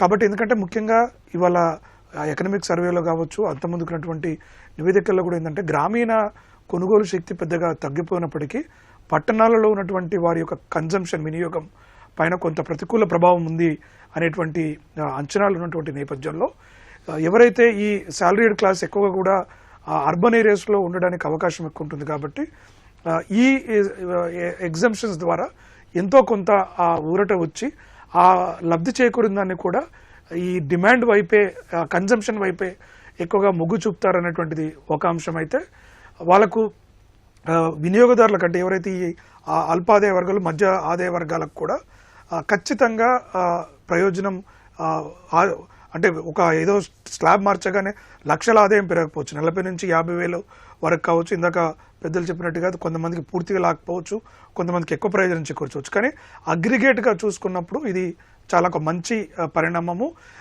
ఈ దిశగానే మిగతా కార్యక్రమాలు కూడా ఉన్నాయి. అంటే ఇవాళ ఇన్కమ్ ట్యాక్స్ స్లాబ్ ఒకటైతే ఈవెన్ గిగ్ వర్కర్స్ని కూడా వాళ్ళకి కూడా క్రెడిట్ ఫెసిలిటీ, అంటే వాళ్ళకి హెల్త్ ఇన్సూరెన్స్ కవర్ చేయడం కావచ్చు, లేదంటే అవుట్ ఆఫ్ పాకెట్ ఎక్స్పెండిచర్ కొంతవరకు వాళ్ళకు తగ్గిపోయి వాళ్ళ చేతుల్లో కూడా కొంత ఆదాయం ఉండే ఆస్కారం ఉంటుంది. అదేవిధంగా అన్ని రకాలుగా అంటే మనం చర్చలోకి వెళ్తున్నప్పుడు మిగతా రంగాల ఇచ్చిన వెసులుబాట్లు చూసుకున్నప్పుడు కూడా ఇక్కడ చాలా స్పష్టంగా బడ్జెట్లో కనపడింది ఏంటంటే ప్రజల చేతుల్లో ఆదాయాన్ని, డబ్బులను ప్రత్యక్షంగానో పరోక్షంగానో ఉంచడానికి తీవ్ర ప్రయత్నాలు చేయడం జరిగింది. ఎందుకంటే టార్గెట్ పెట్టుకున్న 8% వృద్ధి జరగాలంటే ఖచ్చితంగా సమిష్టి డిమాండ్ అనేది పెరగాలి. దానికోసం అన్ని రంగాలు ఉంటాయి, ఎంఎస్ఎంఈ సెక్టర్ కానీ, ఇటు వేతన జీవుల విషయంలో కావచ్చు, మిగతా అన్ని రంగాల్లో కూడా కొంత మార్పులు తీసుకువస్తూ మేము సంక్షేమం పైన, ప్రజల అవసరాల పైన కొంత ప్రత్యేక దృష్టి పెడుతున్నామనేటువంటిది తీసుకొచ్చారు. ఇవాళ దానికి సంకేతంగా కూడా స్టాక్ మార్కెట్లు, ఎప్పుడైనా కూడా స్టాక్ మార్కెట్లు క్యాపిటలిస్ట్ ప్రో క్యాపిటల్గా ఉన్నప్పుడు, లేకుంటే పెట్టుబడిదారులకు ఉన్నప్పుడు ఒక ఇండికేటర్గా పాజిటివ్గా మార్కెట్లు వెళ్తాయి. ఇవాళ బడ్జెట్ కన్నా ముందు పాజిటివ్గా వెళ్ళిన మార్కెట్లు ఇప్పుడు ఆల్మోస్ట్ 400 పాయింట్స్ నెగటివ్లో ట్రేడ్ అవుతుండడం కూడా మార్కెట్ సంకేతాలు మనకు అర్థమవుతున్నాయి. ఎందుకంటే ప్రజల్లో ఏ విధంగా ఆదాయాలను పెంచాలి, వాళ్ళ అభివృద్ధికి ఏ విధంగా కృషి చేయాలనేటువంటిది చేయటము. అంటే నాకైతే ఇది ఏమనిపిస్తుందంటే ఈ ఎన్డీఏ గవర్నమెంట్లో ఇది ఒక సరికొత్త బడ్జెట్. అంటే గతంలో ట్రెడిషనల్గా వచ్చే అలొకేషన్స్, ప్రయారిటీలలో చూసుకున్నప్పుడు దీంట్లో కొంత సంక్షేమం పైన పెద్దపీట వేసినట్టుగా మనకైతే ఇప్పుడు వస్తున్న ప్రాథమిక సమాచారం, అంచనాల ప్రకారం ఫైనాన్స్ మినిస్టర్ గారు చేపట్టినటువంటి ద్వారా మాత్రం మనకు తెలుస్తుంది. శశికుమార్ గారు, ఇప్పుడు అలాగే పరిశ్రమలకు సంబంధించి మరీ ముఖ్యంగా ఎంఎస్ఎంఈలకు సంబంధించి ఎగుమతుల్లో 45% వరకు భాగస్వామ్యం ఉంది ఎంఎస్ఎంఈలది. వాటికి ప్రోత్సాహం కోసం వచ్చే 5 ఏళ్లలో 1.5 లక్షల కోట్లు ఖర్చు చేస్తామని చెప్పి ఆర్థిక మంత్రి ప్రకటించారు. ఈ నిర్ణయాన్ని ఎలా చూడవచ్చు అంటారు? ఖచ్చితంగా ఇప్పుడు ఒక చిన్న పాయింట్ అండి, ఏ బడ్జెట్ స్పీచ్ చూసినా కూడా, ఏ ఒక్క ప్రకటన కూడా బాగా లేకుండా ఏమీ ఉండదు. ఏ బడ్జెట్ చూసినా కూడా, ఈ బడ్జెట్ కూడా అంతే. సో ఏ ప్రకటన చూసినా కూడా అన్ని ప్రకటనలు బాగానే ఉంటాయి. బాగాలేని ప్రకటనలు ఏ బడ్జెట్ స్పీచ్లోనూ మనకు కనబడవు. అన్ని ప్రకటనలు బాగానే ఉంటాయి. ప్రాబ్లం ఎక్కడ వస్తుందంటే అవి ప్రకటనలకే పరిమితం అవుతున్నాయా, నిజంగా యాక్చువల్గా అలొకేషన్స్ దగ్గరికి వెళ్తున్నాయా, వెళ్ళట్లేదా, అలొకేట్ అనేవి మళ్ళీ యాక్చువల్గా డిస్బర్స్మెంట్ దాకా వెళ్తున్నాయా లేదా అనేది చూడాలి. అంటే మనకి ఓన్లీ ఒక ప్రకటన చేయడం వేరు, దానికి సంబంధించినటువంటి అలొకేషన్ చేయడం వేరు, దాన్ని యాక్చువల్గా దాన్ని ఖర్చు పెట్టడం వేరు. సో ఇలాంటి మనం గతంలో చాలా ప్రకటనలు చూసాం, అంటే పెద్ద పెద్ద ప్రకటనలే చూసాం. ఉదాహరణకి కొన్ని ఎగ్జాంపుల్స్ తీసుకున్నాం. అంటే ఇది అవదని నేను అనట్లేదు, అయితే అందరికీ హ్యాపీనే, అవ్వాలనే కదా అందరం కోరుకుంటాం. ఖచ్చితంగా ఎంఎస్ఎంఈ సెక్టర్కి సపోర్ట్గా కనుక అంత మేరకి ఖర్చు పెట్టడానికి ప్రభుత్వం సిద్ధపడి నిజంగా పెడితే కాదని ఎవరంటారు? అందరికీ అది మంచిదే, అందరూ దాన్ని ఖచ్చితంగా స్వాగతించాల్సిందే. కానీ మనకి గత అనుభవం కనుక కొంత చూసుకున్నట్లయితే పెద్ద పెద్ద అమౌంట్స్ని ప్రకటన చేయడం, దానికి యాక్చువల్గా అలొకేషన్ దగ్గరికి ఒకసారి నిజంగా కొంచెం డీటెయిల్స్లోకి వెళ్ళి చూస్తే నాకు తెలిసి మీరు అన్నదానిలో కూడా రియల్ అలొకేషన్ ఒక 10,000 కోట్లు ఎంతో ఉన్నట్టుంది అంతే. సో అంటే రియల్ అలొకేషన్ ఏమో ఒక 10,000 కోట్లు ఉంటుంది, చేసే ప్రకటన ఏమో ఇంచుమించు 150,000 కోట్లు అని చెప్పి ఒక పెద్ద నెంబర్ చెప్పడం. ఇట్లాంటివి గతంలో చాలా ఉన్నాయి. ఒక చిన్న ఎగ్జాంపుల్ చెప్తా. రీసెర్చ్ అండ్ డెవలప్మెంట్ మీద మన దేశంలో పరిశోధనలు, వాటి మీద సాంకేతిక పరిశోధనల మీద 1,00,000 కోట్లకు పైగా ఖర్చు పెడతామని చెప్పి ఇంచుమించు అరౌండ్ 2019 అట్లా చెప్పినట్టున్నారు. బై 2022 ఆర్ 23 అంటే అప్పటికి రాబోయే 4 ఏళ్లలో 1,00,000 కోట్ల రూపాయలు ఖర్చు పెడతామని చెప్పి మంచి ప్రకటన చేశారు. నిజంగా కూడా అది అవసరం, ఎందుకంటే మన దేశం మిగతా దేశాలతో పోల్చుకున్నట్లయితే చాలా తక్కువ రీసెర్చ్ అండ్ డెవలప్మెంట్ ఎక్స్పెండిచర్ పెడుతున్నాం as a percentage of GDP. Almost 0.6-0.7% of జీడీపీనే పెడుతున్నాం. వేరాజ్ చాలా దేశాలు 3%, 4%, 7% కూడా పెడుతున్న దేశాలు ఉన్నాయి, కొరియా లాంటివి, సౌత్ కొరియా లాంటివి. సో అలాంటిది మంచి ప్రకటన కదా అని అప్పుడు అందరూ ఆహ్వానించారు. తీరా చూస్తే ఆ తర్వాత 19 నుంచి 20, 21, 22, 23 అన్ని బడ్జెట్లు చూసిన తర్వాత టోటల్గా అలొకేట్ చేసింది ఎంత అంటే 1,00,000 రూపాయలు. 1,00,000 కోట్లు ఎక్కడ, 1,00,000 రూపాయలు ఎక్కడ? సో అక్కడ ఏంటంటే ప్రకటనలకి వాస్తవాలకి దగ్గర వచ్చేటటువంటి గ్యాప్ అనేది మనకి ఇప్పుడు ప్రకటనలో అప్పుడు తెలియదు. మనం ఇంకొక ప్రాబ్లం కాదు, ఫ్యాక్ట్ ఏంటంటే మనం ఎప్పుడు బడ్జెట్ ప్రకటనలప్పుడు బడ్జెట్ రోజు మాట్లాడుకుంటాం. పోయిన బడ్జెట్లో చేసిన ప్రకటనలకి ఈ బడ్జెట్ ఆల్రెడీ వచ్చేసింది కాబట్టి ఈ సంవత్సరంలో ఏం జరిగింది అనే చర్చ చాలా తక్కువ జరుగుతుంది. ఆ చర్చ కూడా జరగాలి కదా. ఇప్పుడు పోయిన సంవత్సరం బడ్జెట్ అప్పుడు ఇంతే అద్భుతమైన ప్రకటనలు చూసాం, అంతకుముందు బడ్జెట్ అప్పుడు ఇంతే అద్భుతమైన ప్రకటనలు చూసాం. వాటి ప్రోగ్రెస్ ఎంత? అందులో ఎంత పర్సంటేజు ఎంత మేరకి అచీవ్ చేయగలిగారు, ఎంత మేరకి ఫండ్స్ని నిజంగా అలొకేట్ చేసి వాళ్ళు చెప్పినటువంటి మాటను వాళ్ళన్నదే అంటే ఇచ్చినటువంటి అనౌన్స్మెంట్ని నిజంగా ఫుల్ఫిల్ చేయగలిగారు అనేది ఆ చర్చ ఉండదు. కేవలం మనకి బడ్జెట్ రోజున జరిగేటటువంటి అద్భుతమైన ప్రకటనల మీద మాత్రమే చర్చ ఎక్కువగా జనరల్గా జరుగుతూ ఉంటుంది. సో అందుకే మళ్ళీ చెప్తున్నా, బడ్జెట్ రోజు చేసేటటువంటి ఏ ప్రకటన అయినా కూడా బ్రహ్మాండంగానే ఉంటుంది. అందరూ ఖచ్చితంగా చప్పట్లు కొట్టాల్సిందే, బల్లలు చరవాల్సిందే. దానిలో ఏమి మనం పెదవిరగడానికి ఏమి ఉండదు, ఎందుకంటే ప్రకటనలు అంత బాగుంటాయి. సో ఇందాక మీరు చెప్పిన ప్రకటన కూడా అద్భుతమైన ప్రకటన. కాకపోతే ఏంటంటే అది నిజంగా అవ్వాలని, అది కార్యరూపం దాల్చి యాక్చువల్గా ఆన్ ద లెవెల్ గ్రౌండ్ లెవెల్లో అది రియల్గా ఇంప్లిమెంట్ అవ్వాలని కోరుకుంటున్నాం. వివికే ప్రసాద్ గారు, ఇప్పుడు బడ్జెట్ ప్రవేశపెట్టిన తర్వాత చూస్తే మార్కెట్లు చాలా నెగిటివ్గా రియాక్ట్ అవుతున్నాయి, డౌన్ఫాల్లో ఉన్నాయి. కారణం ఏంటి? బడ్జెట్ ప్రభావం దాని మీద ఎందుకు ఇలా నెగిటివ్గా పడింది అంటారు? మార్కెట్లో ప్రభావం అనేది రకరకాల కారణాలండి. ప్రస్తుతానికి ఏంటంటే ఎఫ్ఐఎస్ విపరీతంగా అమ్ముతా ఉండే స్ప్రీలో ఎఫ్ఐఎస్ కి ఆసక్తికరమైనటువంటి అంశం ఏదన్నా ఉందా అంటే ఈ మార్కెట్లో ఈ బడ్జెట్ లో ఏమీ ఎఫ్ఐఎస్ కి ఆసక్తికరమైన అంశం లేదు. ఒక ఇన్సూరెన్స్ కంపెనీలో ఎక్స్ట్రా 100% దాకా ఇస్తామని చెప్పడం తప్పితే పెద్దగా వచ్చింది ఏమీ లేదు. అందువల్ల వాళ్ళు ఏం చేస్తారంటే అమ్మటం ఆపటం ఉండదు. లేదా ఒకవేళ వాళ్ళు అమ్మకపోయినా సాటర్డే మనం పనిచేస్తున్నామని వాళ్ళు ఎవరు పనిచేయరు. ఒకవేళ వాళ్ళు ఆపకపోయినా కూడా రేపు నుంచి వాళ్ళు ఆ వ్యూ తీసుకుంటారని వాళ్ళే ముందు అమ్మేవాళ్ళు ఉంటారు. సో ఇవాళ రోజున మార్కెట్లో జరిగిన హెచ్చు తగ్గులు బట్టి దాని బ్యారోమీటర్ లాగా బడ్జెట్ మంచిది కాదు అని చెప్పే ప్రయత్నం చేయడం చాలా హాస్యాస్పదం. సో కాబట్టి అది చేయడం నేను చేయలేను. రెండవది ఇందులో చూస్తుంది ఏంటంటే ఇప్పుడు కూడా ఎంఎస్ఎంఈలకు కానీ ఇవాళ రోజున మనం చెప్పింది, మీరు నన్ను ప్రశ్న అడిగింది ట్యాక్స్ రిబేట్ గురించి అడిగారు కాబట్టి అది ఒకటే చెప్పాను. కన్సంప్షన్ బూస్ట్ చేయాలి అంటే అనంత్ గారు చెప్తూ కూడా చెప్పారు, దాదాపుగా 62-63% of the Indian GDP is dependent on the local consumption. మనలాంటి వాళ్ళు కొనుక్కునే వస్తు సేవల వల్ల ఆధారపడి 63% జీడిపి వస్తుంది. సో భారతదేశం కనుక 6.5%, 8% సంపాదించాలి అంటే అందులో దాదాపుగా 2/3 అంటే ఎంత తక్కువ వేసాం కానీ 5%, 5.5% వరకు మన మీదే ఆధారపడి ఉంటుంది. మన దగ్గర డబ్బులు ఉంటే మనం బ్యాంకుల్లో వేసుకునే ఎవరూ ఉండము. ఒకవేళ బ్యాంకుల్లో వేసుకున్నా అవి వేరొక ఉత్పాదకత ఉండేటువంటి ప్రొడ్యూసర్స్ దగ్గరికి కంపెనీలకు లోన్స్ వెళ్తాయి కాబట్టి అది కూడా జీడిపిలోకి ఆటోమేటిక్ యాడ్ అవుతుంది. సో అవన్నీ తీసి పక్కన పెడితే ట్యాక్స్ కట్టే వాళ్ళు ఇంత పర్సెంట్ అయితే ట్యాక్స్ కట్టకుండా ఉండేవాళ్ళు ఇంతమంది ఉంటారు ప్రపంచంలో కానీ దేశంలో కానీ. వాళ్ళందరికీ కూడా ఏదైనా వెసులుబాటు ఇచ్చారా అని చూస్తే ఇక్కడ మీరు చెప్పిన ఎంఎస్ఎంఈ ఒకటి. ఎంఎస్ఎంఈలకి ఫెసిలిటీ ఇవ్వాలి, ఎంకరేజ్ చేయాలంటే వాళ్ళకి డబ్బులు పంచిపెట్టడం కాదు. డబ్బులు పంచిపెడితే దాన ధర్మాలు అవుతాయి. అలా చేయాల. వాళ్ళకి ఏం చేశారంటే అంతకు ముందు ఉన్నటువంటి లోన్ గ్యారంటీ స్కీమ్ లో ఉంటే కనుక అంతకు ముందు ఉన్నటువంటి 5 కోట్లని 10 కోట్లు చేయటం, 10 కోట్లు ఉన్నది 20 కోట్లు చేయటం. అంటే ఏం జరుగుతుంది, ఎవరైనా నా దగ్గర మంచి ఐడియా ఉంది, ఒక ఎంఎస్ఎంఈ చిన్న medium and small sector enterprise పెడదాము అనుకుంటే నాకు డబ్బులు అప్పులే ఇచ్చేవాళ్ళు కాదు. ఇప్పుడు అప్పులు ఇవ్వటం, అప్పులు ఇచ్చిందని గ్యారంటీ ఎవరిస్తారు? మామూలుగా అయితే నా ఆస్తులు పెట్టాలి ఉంటే, నా దగ్గర ఆస్తులు లేకుండా ఐడియా ఒకటే ఉంటే నేను బిజినెసే పెట్టలేకుండా ఉండేది. అటువంటి వాళ్ళకి ఎంకరేజ్ చేస్తూ కేంద్ర ప్రభుత్వం గ్యారంటీ ఇవ్వడం జరిగింది. అంటే కొల్లెటరల్ లేకుండా కూడా లోన్లు ఇవ్వటం. నాకు తెలిసి నా పరిధిలో ఉన్న వాళ్ళని ఎంతో మంది ఇటువంటి లోన్స్ తీసుకోవడం, ఇండస్ట్రియల్ గా కొద్దిగా గొప్ప ఎంటర్ప్రైజ్ బిజినెస్ పెట్టడం, సక్సెస్ అవడం జరుగుతూ వచ్చింది. అంటే ఇదంతా కూడా ఏంటంటే ఎంప్లాయీస్ నే కాకుండా ఎంటర్ప్రైజర్స్ ను కూడా కొద్దిగా గొప్ప నమ్మకం ప్రభుత్వం పెట్టడం. అది ఎంత మంచిదంటే దేశంలో ప్రతి ఒక్కళ్ళు కూడా ఈ ప్రభుత్వం మూలంగా నాకు బెనిఫిట్ పొందాను అని అనుకోగలరు. కాకపోతే కృతజ్ఞత భావం లేకుండా వాళ్ళు నాకు ఇచ్చింది అప్పే కదా అనుకునే వాళ్ళని మనం ఏం చేయలేం. కానీ మనకి డబ్బు అవసరమైనప్పుడు డబ్బు వచ్చి పుట్టడం అనేది చాలా ఉపయోగం. బ్యాంకులు కూడా చొరవ తీసుకుని, అన్ని బ్యాంకులు కాకపోయినా స్టేట్ బ్యాంక్ లాంటివి అయితే చాలా చొరవ తీసుకుని ఇవన్నీ కూడా లోన్లు అరేంజ్ చేస్తున్నాయి. వాళ్ళకి అకృతి ఏదో పడి కొద్దిగా గొప్ప ఎవరైనా డబ్బులు కొద్దిగా గొప్ప అడిగితే లంచం కాదు, ఏ మ్యూచువల్ ఫండ్ స్కీమ్ లోనో యూనిట్ లోనో పెట్టమని అడుగుతారేమో, కానీ otherwise everybody is doing good. ఇటువంటి సమయంలో అగ్రికల్చర్ సెక్టర్ కూడా ఏం చేశారు, కిసాన్ క్రెడిట్ కార్డు మీద అంతకుముందు 3 లక్షల లిమిట్ ఉంటే ఇప్పుడు 5 లక్షలు చేస్తాను అన్నారు. అంటే అర్థమేంటి, ఎప్పుడైతే Kisan credit card government sponsored credit card నుంచి కనుక 5 లక్షలు నాకు వడ్డీకి తక్కువతో సరళమైన పద్ధతిలో కనుక నన్ను పీడించుకు తినే ఫైనాన్షియల్స్ కాకుండా కనుక నాకు లోన్ వస్తే రైతులు గ్యారంటీగా బాగుపడతారు. అందులో ఏమాత్రం సందేహం అక్కర్లేదు.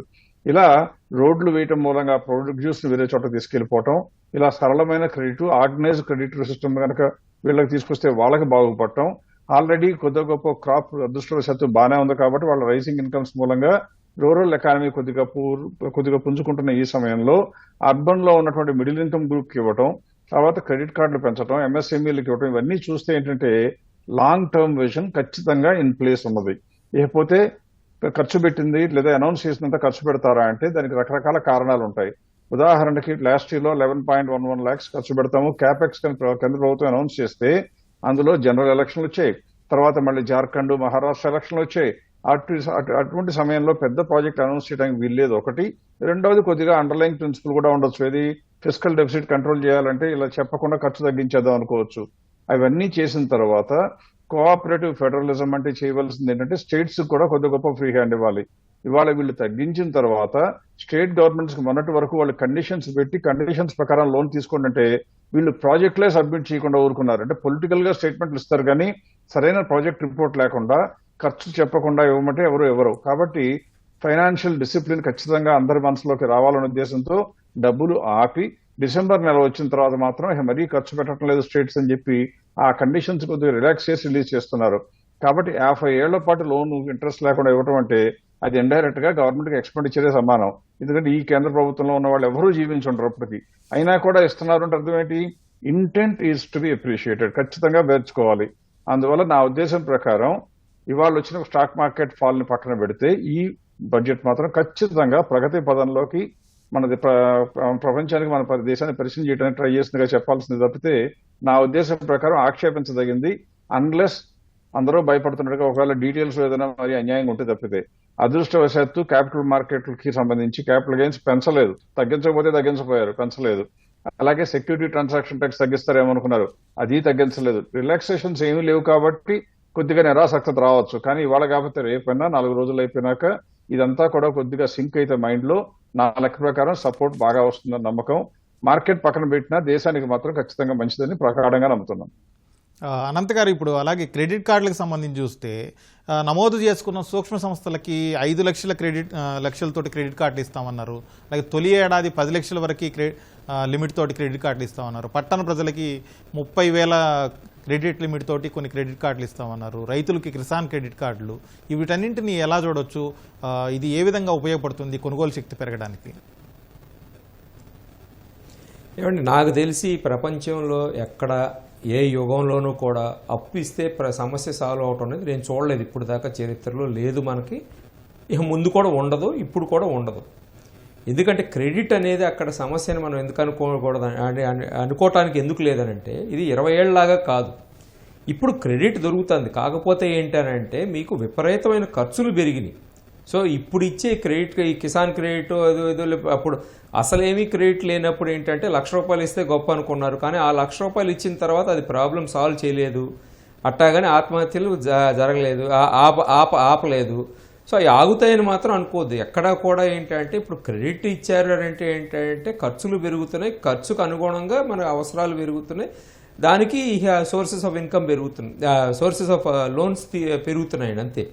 సో సప్లై ఆఫ్ క్రెడిట్ పెంచితే ప్రాబ్లం సాల్వ్ అవుతుందని మాత్రం మన భారతదేశంలో మనం అనుకోవటానికి లేదు, అది ఉండదు.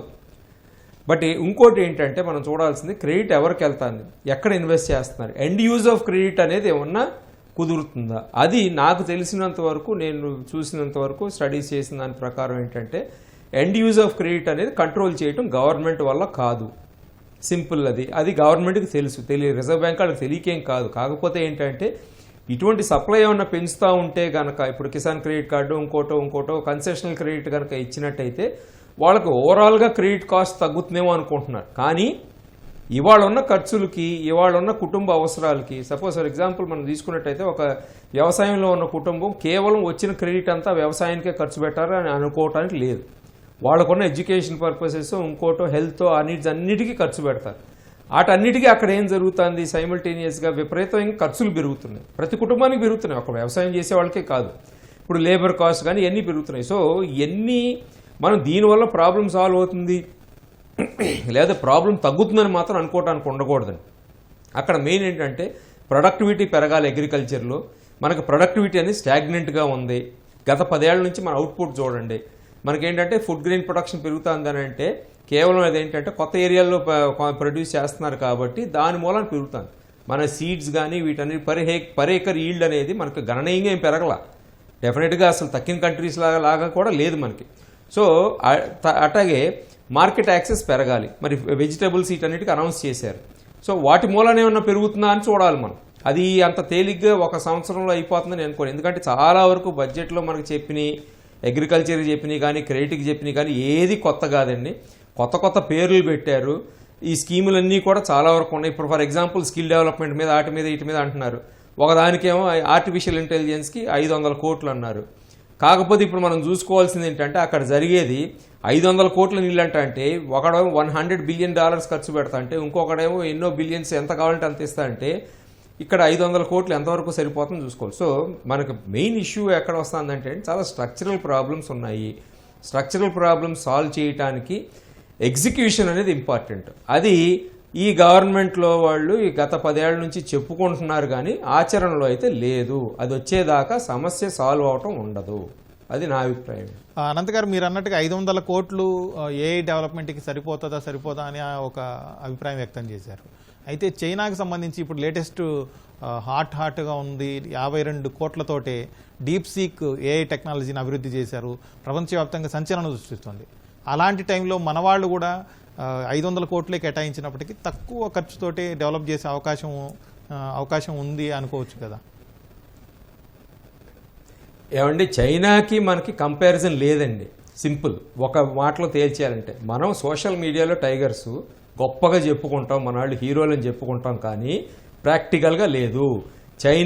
చైనా అనేది మనకు ఒక సుమారు టెక్నాలజీలో ఒక 50 నుంచో లేకపోతే 30 నుంచో 100 ఏళ్ళు ముందు ఉంది. సో మనం దాని గురించి మర్చిపోదాం.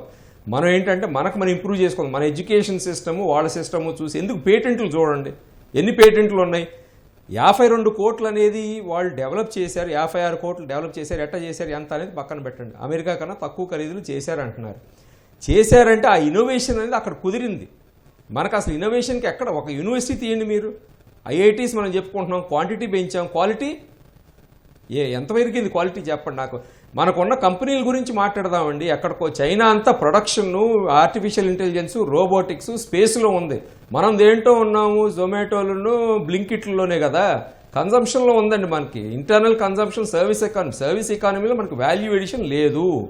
సింపుల్. అది గవర్నమెంట్ ఎంత తొందరగా రియలైజ్ చేయలేదని నేను అన్ను. కాకపోతే ఏంటంటే అది పబ్లిక్గా చెప్పలేరు. ఎందుకంటే మేము గొప్ప చేస్తాం, ఇది చేస్తాం. అంతకుముందు గవర్నమెంట్ ఏం చేయలేదు, ఆ ప్రభుత్వం ఏం చేయలేదు, ఆ డిస్పెన్సేషన్ ఏం చేయలేదు, మేము చేస్తామని వచ్చిన తర్వాత అది యాక్సెప్ట్ చేయలేరు. ఇవాళ ఏదో డీప్ స్టేటు, బ్యూరోక్రసీ ప్రాబ్లం ఎందుకు, ఎక్కడ దాకా ఎందుకండి. బడ్జెట్లోనే ఒకటి చూద్దాం. సింపుల్గా ఒక కమిటీని తీసుకొస్తున్నాము.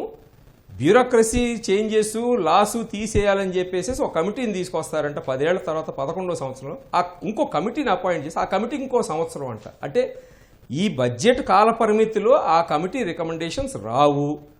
నెక్స్ట్ ఇయర్ ఎట్టా ఉంటుంది ఆర్థిక వ్యవస్థను మనం చెప్పగలమంటే ఒకవైపు ఏమో ట్రంప్ గారు, ఇంకోవైపు ఏమో చైనా, ఇవన్నీ ఉన్నప్పుడు అసలు పరిస్థితి ఏమవుతుందని చెప్పలేని పరిస్థితుల్లో రిడిక్యులస్ అండి అసలు. కృష్ణారెడ్డి గారు, ఇప్పుడు గృహ నిర్మాణానికి సంబంధించి కేంద్ర ప్రభుత్వం ఎలాంటి రిలీఫ్స్ ప్రకటించింది? దీనివల్ల మధ్యతరగతి ప్రజలకు ఎలాంటి ప్రయోజనం జరిగే అవకాశం ఉంది? అంటే ఇప్పుడు ప్రత్యేకించి నేరుగా లబ్ధి డీటెయిల్స్ చూడాలి. ఇంకా మనకు గృహ నిర్మాణానికి ఏదైనా సబ్సిడీలు కానీ ట్యాక్స్ డిడక్షన్ల రూపంలో కావచ్చు, లేదంటే ఆవాస్ యోజన కింద అంటే అఫోర్డబుల్ హౌసింగ్ స్కీమ్ కింద ఎంత మేరకు పెంచారనేటువంటిది నేను ఇక డీటెయిల్స్ చూడలేదు. కానీ ఒక అంశాన్ని చెప్పదలుచుకున్నాను. అంటే మనకు ఇవాళ ప్రభుత్వం అన్ని రంగాలలో రుణాలను ఇస్తున్నప్పుడు ఏ విధంగా మనకు ఆర్థిక అభివృద్ధి జరుగుతుంది అని చెప్పడానికి మనం గతంలో చూసాము. ఏ సంక్షేమ పథకాలు కూడా ఉచితాలు ఇచ్చినప్పుడు ప్రజలకు ఉచితాలు నేరుగా ఇవ్వడం ద్వారా సోమరులు అవుతున్నారనేటువంటి వాదన చాలా కాలం విన్నాం.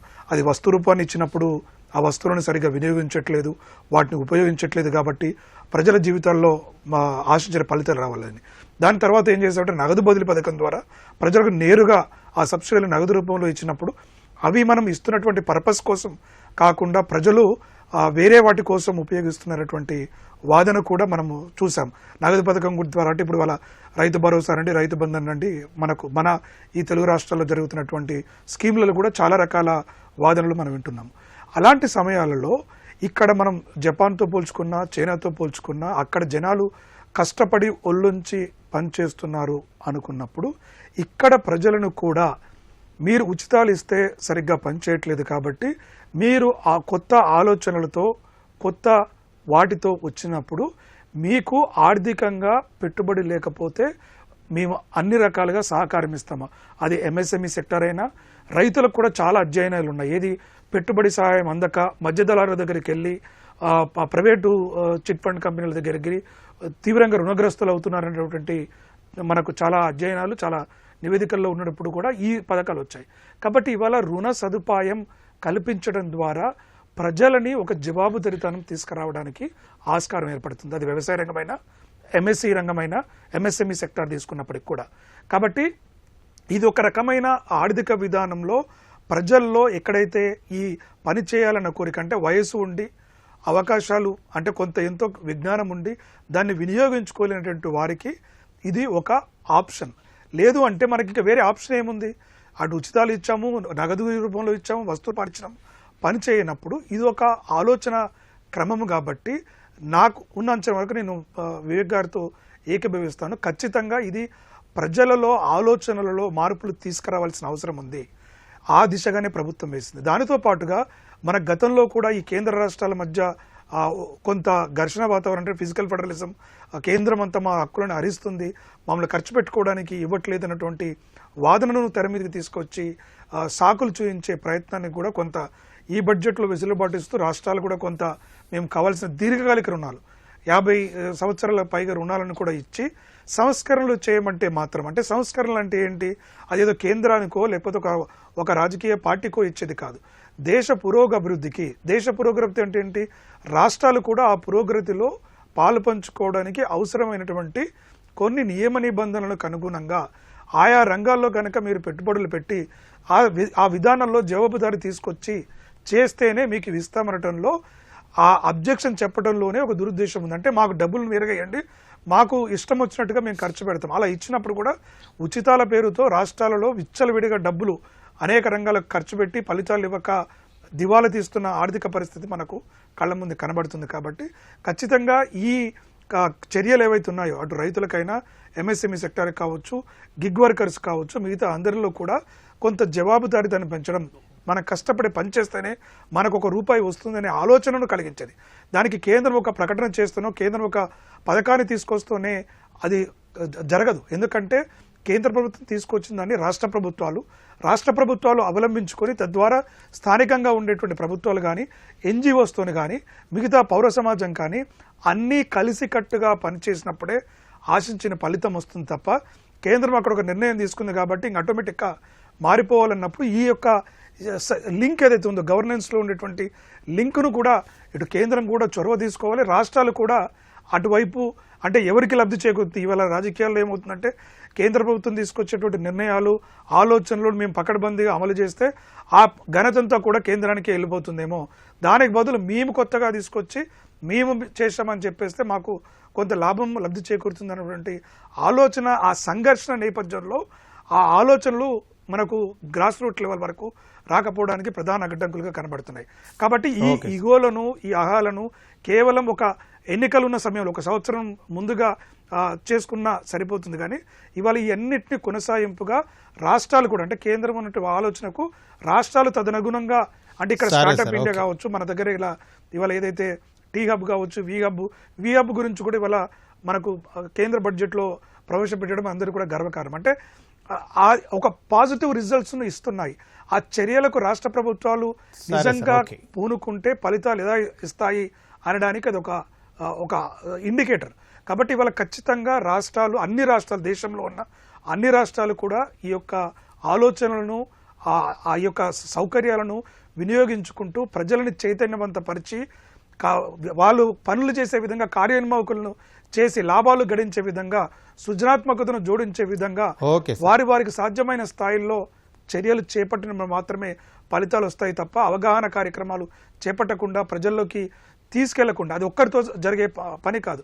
అన్ని రకాల ప్రజలు దాని యొక్క పూనుకున్నప్పుడు మాత్రమే ఆశించిన ఫలితాలు, మనం అనుకుంటున్న చైనాతో పోటీ పడాలన్నా, ఇంకో దేశంతో పోటీ పడాలనుకున్నా కూడా ఈ రకమైనటువంటి చర్యలు చేపడితే మాత్రమే ఫలితాలు వస్తాయి తప్ప, లేకపోతే అవకాశం ఉండదు. శశికుమార్ గారు, ఇప్పుడు బీమా రంగంలో 100% ఎఫ్డిఐలకి అనుమతిస్తూ కేంద్ర ప్రభుత్వం నిర్ణయం తీసుకుంది బడ్జెట్ సందర్భంగా. దీనివల్ల ఎలాంటి మార్పులు జరిగే అవకాశం ఉంది బీమా రంగానికి సంబంధించి? ఇప్పుడు ఆల్రెడీ ఉన్నదాన్ని పెంచారు, 100% ఎఫ్డిఐ తీసుకొచ్చారు. సో దీంతో ఖచ్చితంగా కొంత ఇన్వెస్ట్మెంట్, ఫారిన్ ఇన్వెస్ట్మెంట్ వచ్చే ఛాన్స్ ఉంటుంది. కాకపోతే ఒక పాయింట్ మనం అర్థం చేసుకోవాలి. ఇప్పుడు బీమా రంగంలో ఉదాహరణకి విదేశీ కంపెనీలు వచ్చాయనుకోండి, వాళ్ళేమి డబ్బులు తీసుకురారు, వాళ్ళకి డబ్బులు కట్టేది మనమే. అంటే మనమే ప్రీమియం కడతాం, మన డబ్బుల్ని వాళ్ళు గ్యాదర్ చేసుకుంటారు, మన కట్టిన ప్రీమియంలోంచి మన క్లెయిమ్ అమౌంట్స్ ఇస్తారు. అదే బిజినెస్ ఆఫ్ ఇన్సూరెన్స్, అదే కదా. సో అందులో వచ్చేటటువంటి పెద్ద ఇన్వెస్ట్మెంట్ ఏమి ఉండదు కొత్తగా, దానివల్ల పెద్ద అడ్వాంటేజ్ కూడా కొత్తగా ఉంటుందని నేనైతే అనుకోను. But on top of it ఒకవేళ అంటే అఫ్ కోర్స్ ఐఆర్డీఏ ఉంది కాబట్టి రెగ్యులేషన్ కరెక్ట్గా చేస్తే there can be definitely controls. But అన్ని రెగ్యులేటరీ అథారిటీస్ నిజంగా అట్లా పనిచేస్తున్నాయా లేదా అనేది మనం రీసెంట్గా ఈ సెబీకి సంబంధించిన దానిలో చూసాము. ఈవెన్ మనకి ట్రాయ్ చేస్తున్నటువంటి జిమిక్స్ చూస్తున్నాము. అట్లాగే మనకున్న రెగ్యులేటరీ అథారిటీస్ ఉన్న వీక్నెస్ని వాడుకుని ఎవరన్నా విదేశీ బీమా కంపెనీలు వాళ్ళు మన దగ్గర డబ్బులు తీసుకున్నప్పుడు వాళ్ళు కనుక దివాళా తీస్తే ఏం చేస్తారు? అంటే ఇక్కడ ఎవరు దానికి గ్యారంటీ ఇస్తారు? అంటే మన డబ్బుల్ని వాళ్ళు తీసుకొని బిజినెస్ చేయడానికి మనం ఎందుకు ఎలో చేయాలి? ఇప్పుడు అదే ఏదైనా ఒక టెక్నాలజీ కంపెనీయో ఒక మ్యానుఫ్యాక్చరింగ్ కంపెనీయో ఎవరైనా మనకి టెక్నాలజీ ట్రాన్స్ఫర్ చేస్తారు, మనం వాటి నుంచి నేర్చుకోవచ్చు అనేది ఏదండి. అలాంటి కంపెనీస్కి ఏమన్నా ఎఫ్డీఏ ఎలో చేసినా, పూర్తిగా విదేశీ కంపెనీలు వచ్చినా కూడా దాని నుంచి మనకు కొంత బెనిఫిట్ ఉంటుంది. వీళ్ళు మనకి కొత్తగా తీసుకొచ్చేది ఏముంటుందంటే డబ్బులు తేరు, పెద్దగా తెచ్చే టెక్నాలజీ కూడా ఉండదు. ఆల్రెడీ ఎస్టాబ్లిష్డ్ టెక్నాలజీనే చాలా బ్యాంకింగ్ అండ్ ఇన్సూరెన్స్ కంపెనీలకి మన ఇండియన్ సాఫ్ట్వేర్ కంపెనీలే సాఫ్ట్వేర్ సపోర్ట్ అవి చేస్తుంటాయి. సో వాళ్ళు మనకి కొత్తగా తీసుకొచ్చే అడ్వాంటేజ్ ఏం లేదు. పైగా మన డబ్బు అంటే మన ప్రజల డబ్బు వాళ్ళ దగ్గరికి వెళ్ళే ప్రమాదం మాత్రం ఇందులో ఉంది. సో ఇది అంత గొప్ప మంచి పరిణామం అనేది నేనైతే అనుకోను. ఖచ్చితంగా అది definitely not a good sign. That is one of the problem areas in this వాళ్ళు చూసినటువంటి బడ్జెట్లో. ఇందాక మనం ఇంకొక పాయింట్ కూడా ఎలాగో అంటే కోఆపరేటివ్ ఫెడరలిజము, స్టేట్ ఫెడరలిజము, ఫిస్కల్ ఫెడరలిజం అనే దాని గురించి చెప్పారు కాబట్టి I just want to continue that. First of all ఈ కండిషన్స్ పెట్టి అప్పులు తెచ్చుకునే లిమిట్ని పెంచడం అనేది అదొక కైండ్ ఆఫ్ కోయర్సివ్ యాక్షన్ అంటారు దాన్ని. ఎందుకంటే ఇప్పుడు నిజంగా కనుక ఒక స్పెసిఫిక్ సెక్టర్లో కొంత బెటర్మెంట్ ఉండాలి అని అనుకున్నట్లయితే దాన్ని అందరినీ స్టేక్ హోల్డర్స్ని తీసుకొచ్చి దాన్ని కన్విన్స్ చేసి దానిలో ఉన్నటువంటి ఒకవేళ ప్రాబ్లమ్స్ ఏమన్నా ఉంటే వాటిని డిస్కస్ చేసి దాని ద్వారా ఒక కన్సెన్సస్ని బిల్డ్ చేయడం అనే ప్రాసెస్ లేదు ఈ మధ్యకాలంలో. ఎంతసేపు నీకు ఇది కావాలా, ఓకే ఇది కావాలంటే ఇది చెయ్యి, నీకు ఇంకొక 0.5% ఎఫ్ఆర్బిఎం లిమిట్ పెంచాలా అంటే అదొక తాయిలం ఇస్తున్నావు ఒక చేతిలో, మళ్ళీ దానికి ఇంకొక పక్కన ఏం పట్టుకుంటున్నావు, కర్ర పట్టుకుంటున్నావు. ఓకే అది చేయాలంటే ఈ ఫలానా సంస్కరణ అనే పేరులో అన్ని సంస్కరణలే ఉంటాయి. యాక్చువల్గా అందులో మనకి డీటెయిల్స్లోకి వెళ్తే తెలుస్తుంది అందులో ఉన్నటువంటి ప్రాబ్లమ్స్ ఏంటనేది. సో చాలా స్టేట్స్లో ఉన్నటువంటి ప్రాబ్లమ్స్ ఉన్నాయి అందులో. ఉదాహరణకి మోటార్లకు మీటర్లు పెట్టడం తెలంగాణలో చూద్దాం. ఇప్పుడు ఖచ్చితంగా మోటార్లకు మీటర్లు పెట్టాల్సిందే అని ఉందనుకోండి, అందులో ఒకవేళ పెట్టకపోతే ఈ ఎఫ్ఆర్బిఎం లిమిట్ 0.5% పెరగదు. మరి మోటార్లకు మీటర్లు పెడితే ప్రాబ్లం ఏంటి? ఎలాగూ ప్రభుత్వమే కడుతుంది కదా అంటే ప్రభుత్వం కడుతుందా కట్టదా అనేది సెకండరీ స్టోరీ. మీటర్లు పెట్టడం అనేది ఒక బిగినింగ్ పాయింట్ అవుతుంది. ఇవాళ కడుతుంది, తర్వాత కట్టదు. సో ఖచ్చితంగా ఏంటంటే రైతులకి ఒక అప్రమకం అనేది వచ్చి వాళ్ళకి ప్రాబ్లం అయ్యేటటువంటి ఛాన్స్ ఉంటుంది. So it's not about only cooperative federalism. అది ఒక కంపల్షన్ లాగా క్రియేట్ చేయడం అనేది కరెక్ట్ కాదు. అండ్ దాంతోపాటు అసలు ముఖ్యమైనటువంటి విషయం, ఇంత పెద్ద మనం కోఆపరేటివ్ ఫెడరలిజం అని మాట్లాడుతున్నాం కానీ అసలు excise duty, union excise duty petrol diesel మీద తగ్గించుకుంటూ వచ్చి సెస్సుల పేరుతో అదే అమౌంట్ని పెంచుకుంటూ ఎందుకు వచ్చారు? ఎందుకంటే యూనియన్ ఎక్సైజ్ డ్యూటీలో సెంట్రల్ గవర్నమెంట్ కలెక్ట్ చేసే ఏ ట్యాక్సెస్ అయినా, డ్యూటీస్ అయినా దానిలో స్టేట్ గవర్నమెంట్కి కంపల్సరీగా డివల్యూషన్ ఇవ్వాల్సి వస్తుంది. అంటే ఒక షేర్, కొంత భాగం ఇవ్వాల్సి వస్తుంది. అది ఇవ్వకుండా ఉండడం కోసం డ్యూటీస్ని తగ్గించుకుంటూ వచ్చి అదే మేరకి సెస్సులను పెంచుకుంటూ రావడంతో కోఆపరేటివ్ ఫెడరలిజం యొక్క డొల్లతనం బయటపడిపోయింది. ఎందుకంటే రాష్ట్రాలకు రావాల్సినటువంటి షేర్ సెస్సులో రాదు. ఆ సెస్సులన్నీ కేవలం సెంట్రల్ గవర్నమెంట్ దాని దగ్గరే ఉంచుకుంటుంది. డ్యూటీ ఒకవేళ అదే అమౌంట్, ప్రజలకి ఏం పెద్ద తేడా పడకపోవచ్చు. ఓవరాల్గా నేను కట్టేది 20 రూపాయలు పన్నే కదా, అందులో ₹1 ఎక్సైజ్ డ్యూటీ ఉండి 19 రూపాయలు సెస్ ఉంటే నాకేంటి, 20 రూపాయలు డ్యూటీ ఉంటే నాకేంటని ప్రజలు అనుకోవచ్చు. కానీ మనం కేంద్ర రాష్ట్ర ఆర్థిక విధానాలు కనుక తీసుకున్నట్లయితే అంతకుముందు 20 రూపాయలు ఉండే డ్యూటీలో మొత్తం దాన్ని తీసుకొచ్చి ఇప్పుడు రూపాయి కంటే తక్కువ అండి union excise duty. Petrol diesel మీద రూపాయి కంటే తక్కువ యూనియన్ ఎక్సైజ్ డ్యూటీ. మిగిలిన మొత్తం సెస్లే. ఆ సెస్ అంతా ఎవరి దగ్గర ఉంటుంది? సెంట్రల్ గవర్నమెంట్ దగ్గర ఉంటుంది. అదే ఒకవేళ డ్యూటీ అయి ఉంటే స్టేట్ గవర్నమెంట్స్కి షేర్ చేయాల్సి వచ్చేది. అంటే స్టేట్ గవర్నమెంట్స్కి షేర్ చేయాల్సి వస్తుందని చెప్పి సెస్సులు పెంచుకుంటూ డ్యూటీలు తగ్గించుకుంటూ రావడంలోనే కోఆపరేటివ్ ఫెడరలిజం లేదు. ఇది కేవలం ఏంటంటే బుల్డోజింగ్ పాలసీ మేకింగ్ తప్ప కోఆపరేటివ్ ఫెడరలిజం ఇందులో లేదని అక్కడే తెలిసిపోతుంది. రెండోది, ఒక చేతిలో తాయిలం పెట్టి ఒక చేతిలో కర్ర పట్టుకోవడం కూడా ఇంకొక ఎగ్జాంపుల్గానే చెప్పుకోవచ్చు. ఇదేమి కోఆపరేటివ్ ఫెడరలిజం అయితే కనబడట్లేదు. Definitely it is more of a coercive federalism అనే అనిపిస్తుంది. వివికే గారు, ఇప్పుడు కంపెనీలకు సంబంధించి 100కు పైగా నిబంధనల ఉల్లంఘనలను క్రిమినల్ జాబితా నుంచి తొలగిస్తూ జనవిశ్వాస్ 2.0 తీసుకొస్తామని చెప్పి కేంద్ర ప్రభుత్వం ప్రకటించింది. ఇది పరిశ్రమలకు ఏ విధంగా ఉపయోగపడుతుంది అంటారు? పరిశ్రమలకి డైరెక్ట్ గా ప్రొడక్షన్ లో ఉపయోగపడదు, సేల్స్ లో ఉపయోగపడదు, ప్రాఫిట్ లో ఉపయోగపడదు, కానీ తలకాయ నొప్పి తగ్గుతుంది. అంటే చాలా చిన్న చిన్న మైనర్ వైలేషన్స్. ఫర్ ఎగ్జాంపుల్ ఇప్పుడు రిజిస్టర్ ఆఫ్ కంపెనీస్ కి ఆ కొరడా ఇచ్చేసి దాని చివర ముళ్ళు కూడా పెట్టినట్టుగా ఇవ్వడంతో వాళ్ళు ఏం చేస్తారంటే బోర్డ్ ఆఫ్ డైరెక్టర్స్ మీటింగ్ ఒకవేళ ఎవరన్నా చనిపోయి గనక ఒకరోజు ఆలస్యమైనా లేక ఉమెన్ డైరెక్టర్ గ్యారంటీగా ఉండాలి అంటారు కొన్ని కంపెనీస్ లో, దాన్ని ఎవరు కనుక్కోలేకపోతే ఎవరు దొరక్క కనుక ఆలస్యం అయిపోతే దాని మీద కూడా 10 లక్షల పెనాల్టీ వేయటం, లేకపోతే ఏదైనా మినిట్స్ ఫైల్ చేసినప్పుడు అప్లోడ్ చేసేటప్పుడు ఒక రోజు ఆలస్యం అయితే కూడా చాలా విపరీతంగా వేసి పెనాల్టీ రాజ్ అనే సిస్టమ్ తీసుకొచ్చారు. ఎందుకు తెచ్చారు అంటే ప్రభుత్వ సర్వీసుల్లో ఉన్నటువంటి గవర్నమెంట్ సర్వెంట్స్ అందరూ కూడా అంతకు ముందు ఉన్నటువంటి అనాగరికం అనైతిక వాతావరణానికి అలవాటు పడిపోయిన వాళ్ళు ఒక్కసారి వాళ్ళకు ఉంటే మనీ ఛానల్స్ అన్ని కట్టుబడిపోవడంతో జీతంతో బతకాలంటే కష్టమైపోయి అన్ని బెదిరింపుగా మొదలు పెట్టారు. ఇటువంటి చర్యలు ఖచ్చితంగా అత్యవసరం. అంటే చిన్న చిన్న పొరపాట్లు ఎవరైనా వాళ్ళు చేస్తారు వాళ్ళ జీవితంలో, వాళ్ళ ఆఫీస్కి రోజు టైంకి రాకపోతే నీకు ఒక నెల జీతం కట్ చేస్తానంటే వాళ్ళకి తెలుస్తుంది నొప్పి. కానీ వాళ్ళు చేస్తుంది ఏంటంటే చిన్న తప్పు కూడా పెద్ద శిక్ష వేయటం. ముందు శిక్ష వేస్తాను వాడికి వేసాను కాబట్టి నీకు కూడా వేసే అధికారం నాకుంది అంటే వెంటనే వీళ్ళు వెళ్ళిపోయి వాళ్ళు అడిగిన లంచాలు ఇవ్వడం జరుగుతుందనే ఉద్దేశంతో చేస్తూ ఉన్నారు.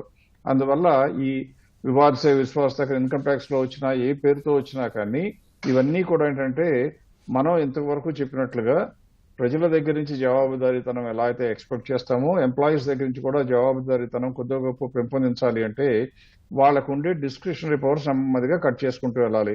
గ్రాస్ లెవెల్లో ఉంటే కనుక ఒక్క ఆఫీసర్ నిర్ణయం తీసుకోలేడు, సమిష్టిగా 10 మంది కమిటీ కలిపి నిర్ణయం తీసుకున్నట్టుగా కనుక దిశగా జరిగితే అప్పుడు ఏమొస్తుందంటే ఆ గవర్నెన్స్ లో కూడా ఆర్డర్లీనెస్ వస్తుంది. ఆర్డర్లీనెస్ వస్తే మనకి భయం పోయి జాగ్రత్త పెరుగుతుంది. ఎప్పుడు కూడా భయంతో వ్యాపారం చేస్తే ఆ వ్యాపారం చేసి ఎవరికైనా లంచాలు ఇవ్వాల్సి వస్తే అది రికవర్ చేసుకోవడానికి మనం కూడా మళ్ళీ ఇంకా దావు తప్పుతూనే ఉంటాం. ఇదంతా కూడా డెవలపింగ్ పెయిన్స్ అంటాం. అంటే ఎప్పుడున్నా ఒక కంట్రీ అండర్ డెవలప్డ్ కంట్రీలో నుంచి డెవలపింగ్ కంట్రీలోకి, డెవలపింగ్ కంట్రీలో నుంచి డెవలప్డ్ కంట్రీలోకి వెళ్ళాలంటే గ్రోయింగ్ పెయిన్స్ అంటారు. ఇవన్నీ ఖచ్చితంగా ప్రతి ఒక్క దేశము తన యొక్క చరిత్రలో చూసిందే. ఇకపోతే ఒక చిన్న డిస్కషన్ ఏంటంటే మనకి సభలోని మనకి ఈ మీటింగ్ లో మనకి ఈ చర్చలోనే వేదికలో చెప్పిన దాని ప్రకారం ఇన్సూరెన్స్ కంపెనీ కనుక 74% 100% చేస్తే వచ్చే లాభం ఎంత అంటే ఇక్కడ ఒకటి గమనించాలి. వాళ్ళు తీసుకొచ్చే డబ్బులు క్యాపిటల్ తీసుకోవాలి. క్యాపిటల్ తయారు అనే మాట ఆలోచన కాదు. ఎందుకంటే ఆ క్యాపిటల్ లేకపోతే వాళ్ళు ఎక్స్ట్రా కొనలేరు. కొన్న తర్వాత క్యాపిటల్ వెనక్కి తీసుకెళ్లిపోవాలంటే కంపెనీ మూసేయాలి. కంపెనీ మూసేయాలంటే ఎన్ని రోజులు పడుతుంది? అది అవ్వదు. లేకపోతే వాళ్ళకి వచ్చి బిజినెస్ ఎవరు చేస్తారు? బిజినెస్ మనం చేస్తున్నాం. మనం గనక బిజినెస్ చేస్తుంటే మనకి ప్రస్తుతం ఉన్న ఇంట్రెస్ట్ రేట్ ప్రకారం చూస్తే 6% 7% వచ్చింది అనుకోండి బ్యాంకులో, అంటే దానికి మనకు ఎంత పెట్టాలి? ₹1,00,000 మన బ్యాంకులో ఇన్వెస్ట్ చేస్తే మనకు వచ్చేది 8,000, అంటే 1200 రెట్లు పెట్టాలి. అదే అమెరికాలోనో వేరే కంట్రీలో ఉండే వాళ్ళు ఎన్ఆర్ఐస్ పెడితే వాళ్ళకి ఎంత ఇస్తున్నాం? 4% 5% ఇస్తున్నాం ఇంట్రెస్ట్. అంటే వాళ్ళు 20 లక్షలు పెడితే కానీ ₹1,00,000 ఇన్కమ్ రాదు. కానీ మనకున్న ఇన్సూరెన్స్ కంపెనీలు మన దేశంలో ఉన్న డెమోగ్రఫీ మూలంగా చూడటంతో ఒక్కొక్క కంపెనీ కూడా వాళ్ళు రూపాయి సంపాదిస్తే, డివిడెండ్ గా ఇస్తే కాదు, రూపాయి సంపాదిస్తే దానికి 75 రెట్లు మార్కెట్లో రేటు పలుకుతున్నాయి ఇన్సూరెన్స్ కంపెనీల రేట్లు. అంటే ఏమొస్తుంది? ఈ 25% కనుక వాళ్ళు స్టేక్ కొనుక్కోవాలి, 100% ఇన్వెస్ట్మెంట్ చేయాలి అంటే దానికి 73 టైమ్స్ ఇండియాలోకి డబ్బులు వస్తాయి. ఇండియాలోకి డబ్బులు వస్తే లాభం ఏంటంటే కొద్దిగా దృక్పథం మనం మార్చుకుని కనుక ఆలోచించి చూడగలిగితే ఆ 75 లక్షలు ఎంతో 1,00,000 కోట్లు వచ్చినాయి అనుకోండి, ఆ డబ్బు ఇండియాలోకి రాగానే రిజర్వ్ బ్యాంకు ఖచ్చితంగా దానికి ఈక్వలైజేషన్ ఎఫెక్ట్ లాగా కొంత మనీని ఇండియాలో రిలీజ్ చేసే ఫెసిలిటీ వస్తుంది.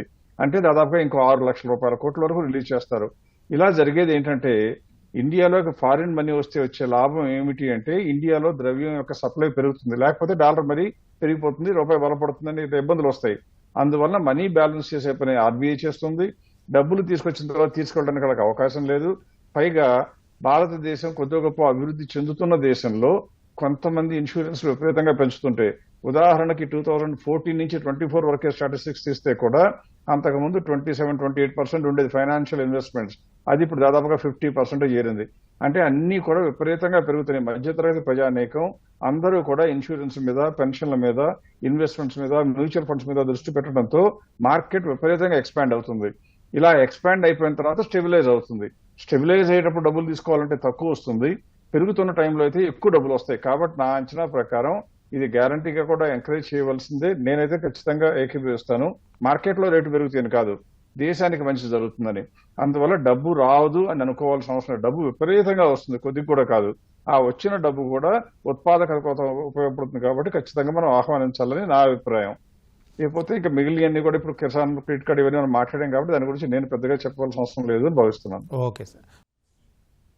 అనంత్ గారు, ఇప్పుడు కంపెనీల మెర్జర్ ప్రక్రియలకు సంబంధించి స్ట్రీమ్ లైన్ చేస్తాము అన్నారు. అంతకుముందున్న సమస్యలు ఏంటి దీనికి సంబంధించి? ఇప్పుడు ఈ కొత్తగా దీనివల్ల వచ్చే పరిష్కారాలు ఏంటి? బట్ మర్జర్స్ ఇప్పుడు ఒకటండి, నా వ్యక్తిగత అభిప్రాయం అయితే మాత్రం కంపెనీ లాకి సంబంధించి చాలా స్ట్రీమ్లైన్ చేశారు. ఎందుకంటే 2013లో వచ్చింది, తర్వాత అమెండ్మెంట్స్ తీసుకొచ్చారు. సో వాటిల్లో పెద్ద ఇబ్బందులు, ఎందుకంటే ఇప్పుడు స్పెషల్లీ లిస్టెడ్ కంపెనీస్ అయితే మాత్రం వాళ్ళకి రూల్స్ అన్నీ వెరీ క్లియర్గా ఉన్నాయి. సో నేను దాంట్లో పెద్ద మేజర్ చేంజెస్ అవసరం అని చెప్పి నేనైతే అనుకోవట్లేదు. ఎందుకంటే ఇప్పుడు ఎట్లా ఉంటుందనంటే, ఇప్పుడు కాంపిటీషన్ కమిషన్ పెద్ద పెద్ద కంపెనీలకు సంబంధించి అయితే కొంత ఇష్యూస్ ఉన్నాయి. ఎందుకంటే వాళ్ళకున్న మార్కెట్ షేర్ని బట్టి, వాళ్ళకున్న మార్కెట్ డామినెన్స్ని బట్టి ఏమన్నా ఇబ్బందులు అవుతాయో అని చెప్పేసి కాంపిటీషన్ కమిషన్ ఆఫ్ ఇండియా ఇటువంటి వాళ్ళని అని అబ్జెక్షన్ పెడతారేమో ఉంది. కానీ మనం గత కొన్నేళ్లలో కనుక చూసుకున్నట్టయితే సెబీ దగ్గర నుంచి కానీ, లేకపోతే ఇప్పుడు లైట్ టచ్ రెగ్యులేషన్ ఏదైతే వీళ్ళు అంటున్నారో అది ఆల్రెడీ జరుగుతుంది. సో అది కొత్తగా ఏమీ లేదు. కానీ ఒకటి మాత్రం మన గవర్నమెంట్ గుర్తుపెట్టుకోవాల్సింది ఏంటంటే, చాలామందికి ఇప్పుడు కొత్తగా మార్కెట్లోకి వచ్చే వాళ్ళకి వీళ్ళకి తెలియదు. కానీ పర్టికులర్గా ఒకటి అంశం చూడాల్సింది ఏంటంటే 90 to 97 or 98 అంటే ఆ డీమెటీరియలైజేషన్ రాకముందు వరకు, ఏది మనకి హర్షద్ మెహతా స్కామ్ తర్వాత జీవి రామకృష్ణ గారు చైర్మన్గా ఉన్నప్పటి నుంచి డీమెటీరియలైజేషన్ వరకు కూడా వచ్చిన ఇబ్బందులు ఏంటి, లిబరలైజ్ చేస్తే ఎటువంటి ఇబ్బందులు వచ్చినాయి.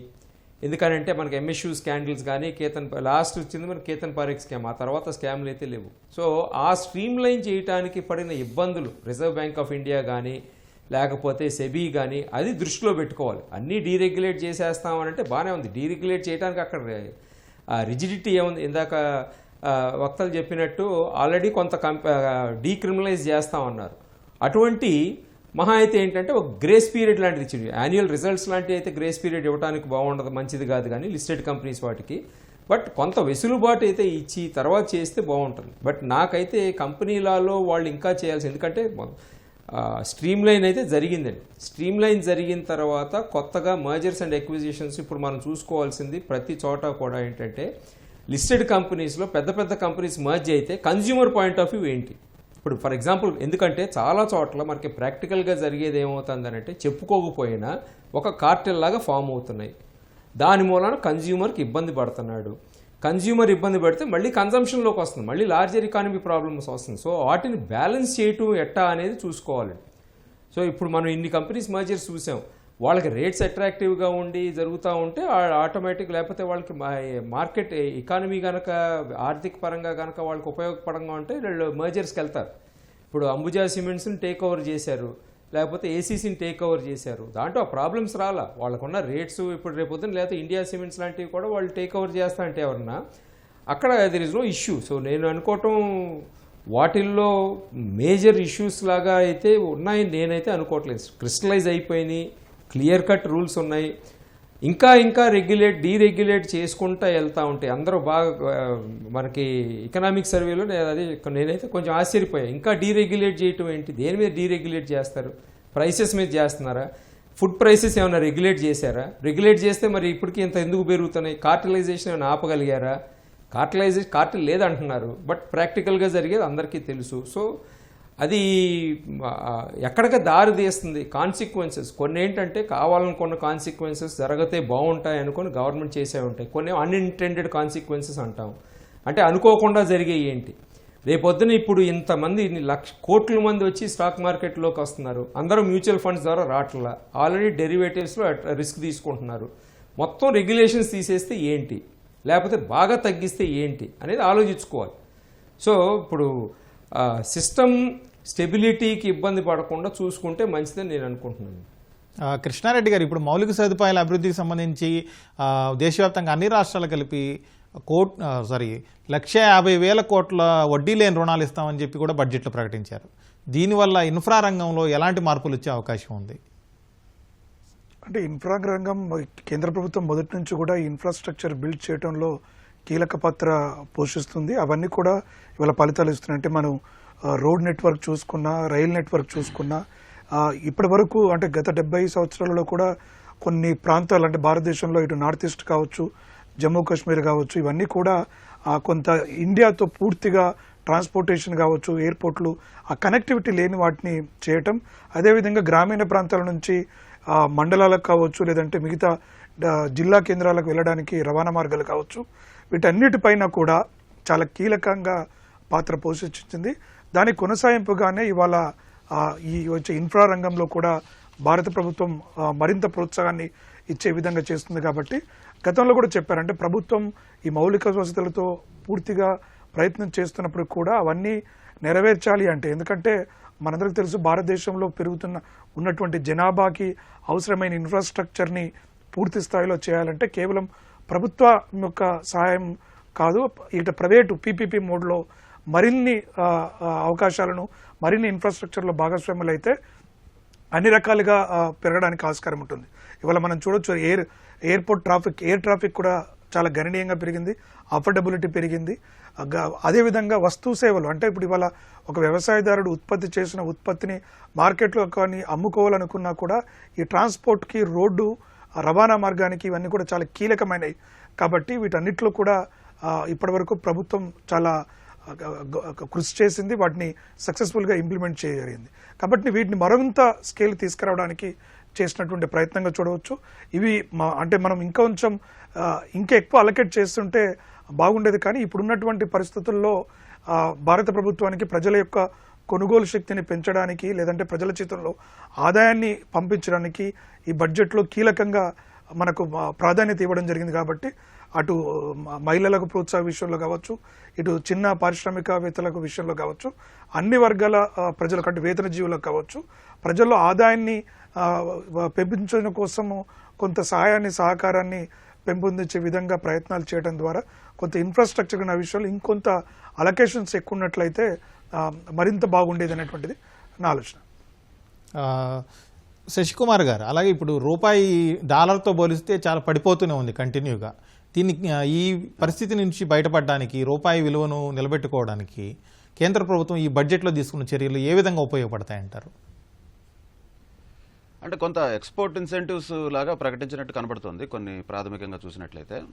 బట్ మనకి ఇప్పుడున్న పరిస్థితి అయితే ఖచ్చితంగా మన ట్రేడ్ డిఫిసిట్ హైయెస్ట్ లెవెల్లో ఉంది, ఆల్మోస్ట్ రికార్డ్ స్థాయిలో ఉంది.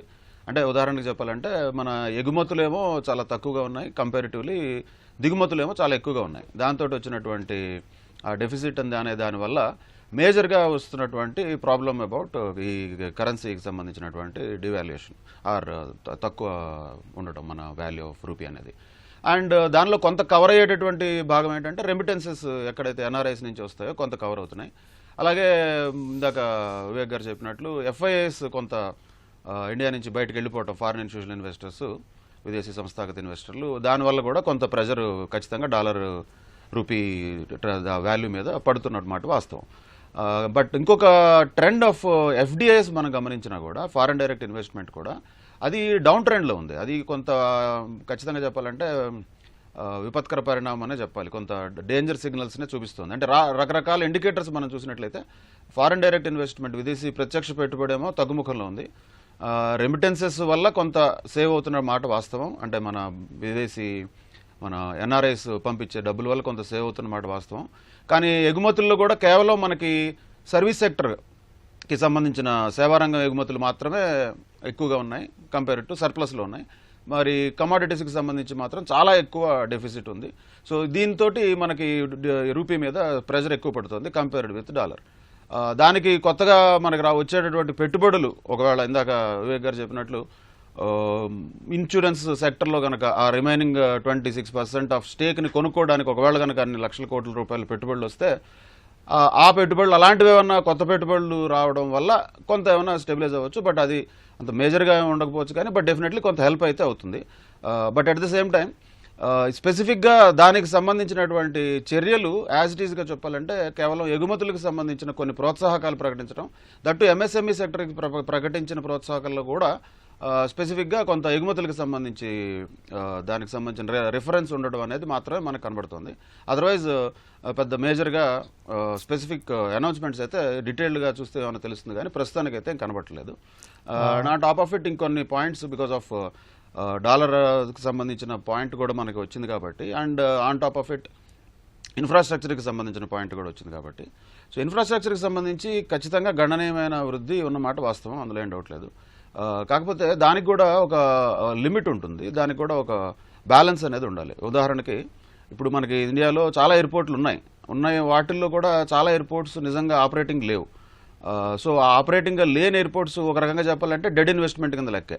అక్కడ ఏదో ఊరికే ల్యాండ్ ఎక్వైర్ చేసి కన్స్ట్రక్షన్ చేసి ఆ మేరకి కొంత కన్స్ట్రక్షన్ యాక్టివిటీ మీద ఏమన్నా కొంత ఎకనామిక్ యాక్టివిటీ అయి ఉండొచ్చు తప్ప, ఎప్పుడైతే ఒక ఎయిర్పోర్ట్ ఖాళీగా ఉంటుందో, అది ఆపరేటింగ్గా ఉండదో, దానివల్ల ఉపయోగం లేదు. అలాంటి ఎయిర్పోర్ట్స్ ఆల్రెడీ చాలా ఉండగా, దాంతోపాటుగా ఇప్పుడు మనకి రైల్వేస్ చూస్తున్నట్లయితే చాలా దారుణమైన పరిస్థితి ఉంది. అది వాస్తవం. అంటే ఆన్ ద గ్రౌండ్ అందరికీ తెలుసు, సామాన్య ప్రజలందరూ రోజు ఫేస్ చేస్తున్నటువంటి వాస్తవం ఏంటంటే రైల్వే లైన్స్ ఉన్నప్పటికీ కూడా ట్రైన్స్ సరిపోవట్లేదు. అందులో ఆల్మోస్ట్ రిజర్వేషన్ తీసుకున్న కంపార్ట్మెంట్లో కూడా అందరూ ఎక్కేస్తున్నారు అనేది చాలా క్లియర్గా కనబడుతుంది. త్రూ అవుట్ ఇండియా మనకి రైల్ నెట్వర్క్ అనే దానిలో ఇంకా చాలా ఎక్కువ ఇన్వెస్ట్మెంట్ రావాల్సింది ఉంది. ఎందుకంటే ఎక్కువ మంది ప్రయాణించేది రైళ్లలో కాబట్టి అక్కడ తగినంత ఇన్వెస్ట్మెంట్ జరుగుతున్నట్లుగా కనబడట్లేదు. దాంతోపాటు ఇందాక చూసినటువంటి కొన్ని హైలైట్స్ ఆఫ్ ఇవాళ బడ్జెట్లో 120 కొత్త ఎయిర్పోర్ట్లు కడతానంటున్నారు.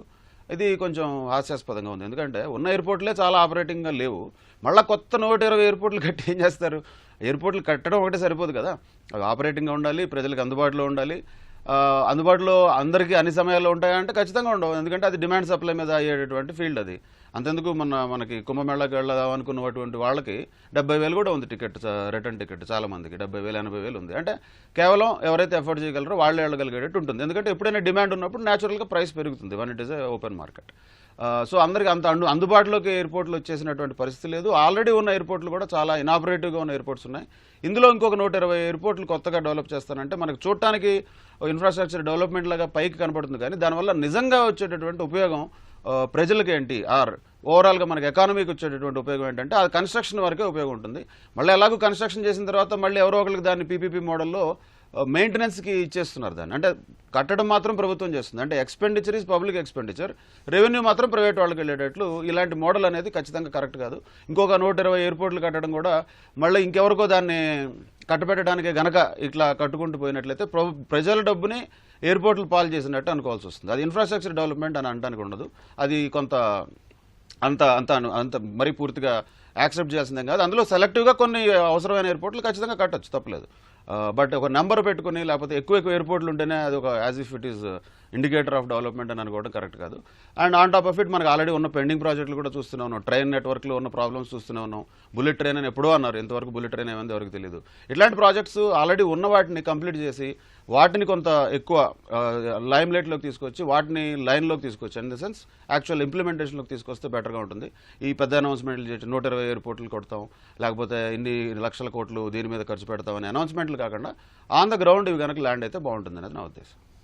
వివికే ప్రసాద్ గారు, ఇప్పుడు ఈ బడ్జెట్ ద్వారా ద్రవ్యోల్బణం కట్టడికి కేంద్ర ప్రభుత్వం ఎలాంటి చర్యలు తీసుకుంది అంటారు? ద్రవ్యోల్బణం కట్టడి చేయాలంటే మొట్టమొదటి కారణం ఏంటో మనకు అర్థం చేసుకునే ప్రయత్నం చేస్తే ద్రవ్యోల్బణం కట్టడికి ఇండైరెక్ట్గా ఏం చేశారనే తెలుస్తుందండి. ఎందుకంటే ద్రవ్యోల్బణం అనేది యాక్చువల్గా కేంద్ర ప్రభుత్వం యొక్క పరిధిలోని అంశం పూర్తిగా కాదు.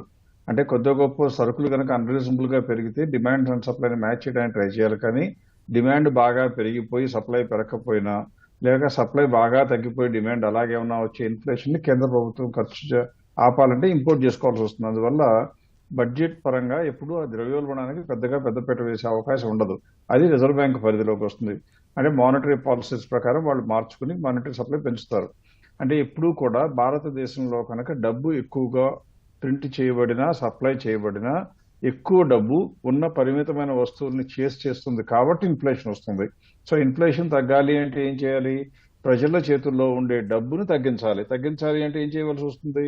అది ఆర్బీఐ వెనక్కి సక్ చేసేది, సిఆర్ఆర్ పెంచడమో లేకపోతే రకరకాల చర్యలు చేపట్టి ప్రజల దగ్గర డబ్బుని సక్ చేయడంతో ఆటోమేటిక్గా చేతుల్లో డబ్బు తగ్గడంతో ఎక్స్పెండిచర్ తగ్గి ఇన్ఫ్లేషన్ తగ్గుతుంది అనేది.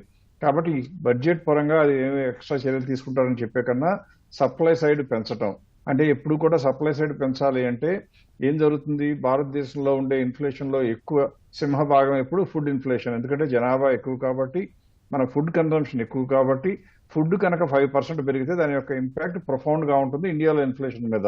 అందువల్ల ఏం చేయవలసి వస్తుంది? ఫుడ్ ప్రొడక్షన్ కెపాసిటీ పెంచాలి. ఫుడ్ ప్రొడక్షన్ కెపాసిటీ పెంచుకోవాలనగానే స్విచ్ చేసినట్టుగానో మీటర్ తిప్పినట్టుగానో ఎవరి వల్ల కాదు. అది లాంగ్ టర్మ్ ప్లానింగ్తోనే చేయాలి. అంటే ఏం చేయాలి? ఫార్మింగ్ కమ్యూనిటీకి, అగ్రికల్చరల్ యాక్టివిటీస్కి వీలైనంత ఊతం ఇవ్వాలి. ఈ బడ్జెట్ లో లేని అంశమే లేదు. అందులో ప్రతి ఒక్కళ్ళకి చేశారు. అంటే ఫార్మర్స్ కి ఏమో క్రెడిట్ పెంచడం, అలాగే ల్యాండ్ లో ఉన్నటువంటి ఆ సాయిల్ టెస్టింగ్ చేస్తా ఉంటాం, కొత్త ల్యాబొరేటరీస్ పెట్టడం. బీహార్ అయినా ఇంకో స్టేట్ అయినా, మన స్టేట్ కాదు కాబట్టి మన కోపం రాకూడదు, అక్కడ మకానా బోర్డు పెడతానంటాం. ఇలా ఇవన్నీ కూడా ఏంటంటే ఫార్మర్స్ కి వాళ్ళు ప్రొడ్యూస్ చేసే వస్తువుని దేశం మొత్తంలో ఎక్కడైనా అమ్మటానికి ఏమో ఇన్ఫ్రాస్ట్రక్చర్ కావాలి, ఎప్పుడైనా ప్రొడ్యూస్ చేసుకోవడానికి సారవంతమైన భూమి కాదా, ఇది సూటబుల్లా కాదా అని తెలియడానికి రీసెర్చ్ చేయాలంటే రైతు తనగా చేయలేరు. కాబట్టి కేంద్ర ప్రభుత్వం చొరవ తీసుకుని ఖర్చు అయినా వెనకాడకుండా రీసెర్చ్ చేసి ఆ ఫలాలను గనక రైతులకు అందిస్తే అనువైన పంటలు వేసుకోవడానికి అవకాశం ఉంటుంది. అన్నిటికన్నా ముందు అగ్రికల్చరల్ మార్కెట్ కమిటీలు, స్టోరేజ్ ఫెసిలిటీస్ పెట్టాలి. సో ఈ బడ్జెట్ లో మనం చేసిన చర్య ఏంటంటే ఆ ఇన్ఫ్రాస్ట్రక్చర్ బ్యాక్ ఎండ్ లో సపోర్ట్ పెంచడం. దీన్నే మనం అంటాం ఎనేబులింగ్ ఎన్విరాన్మెంట్ క్రియేట్ చేయడం గొప్ప. అంతేకాని బిజినెస్ లోకి రావటం ప్రభుత్వాలు చేయకూడదు. బిజినెస్ లో కనుక ప్రభుత్వాలు వస్తే అందులో ఉండే యజమాయిషీ చేసేవాడు ఆటోమేటిక్ గా అవినీతి పనులు చేస్తూ ఉంటారు. అందువల్ల వాళ్ళు చేసే ఎనేబులింగ్ ఎన్విరాన్మెంట్ చేయాలి. ఇందులో చేసింది నాకు బడ్జెట్ లో కనపడింది. కానీ ఎక్స్ట్రా అడ్వాంటేజ్ ఏంటంటే అదే, అంటే ప్రజలని ఎనేబుల్ చేయడానికి కావాల్సిన సెటప్ అంతా కూడా పెడుతున్నారు. కాబట్టి అది పొందిపుచ్చుకున్న ఫార్మర్స్ ప్రొడక్షన్ కెపాసిటీ పెంచితే ఇన్ఫ్లేషన్ తగ్గుతుంది.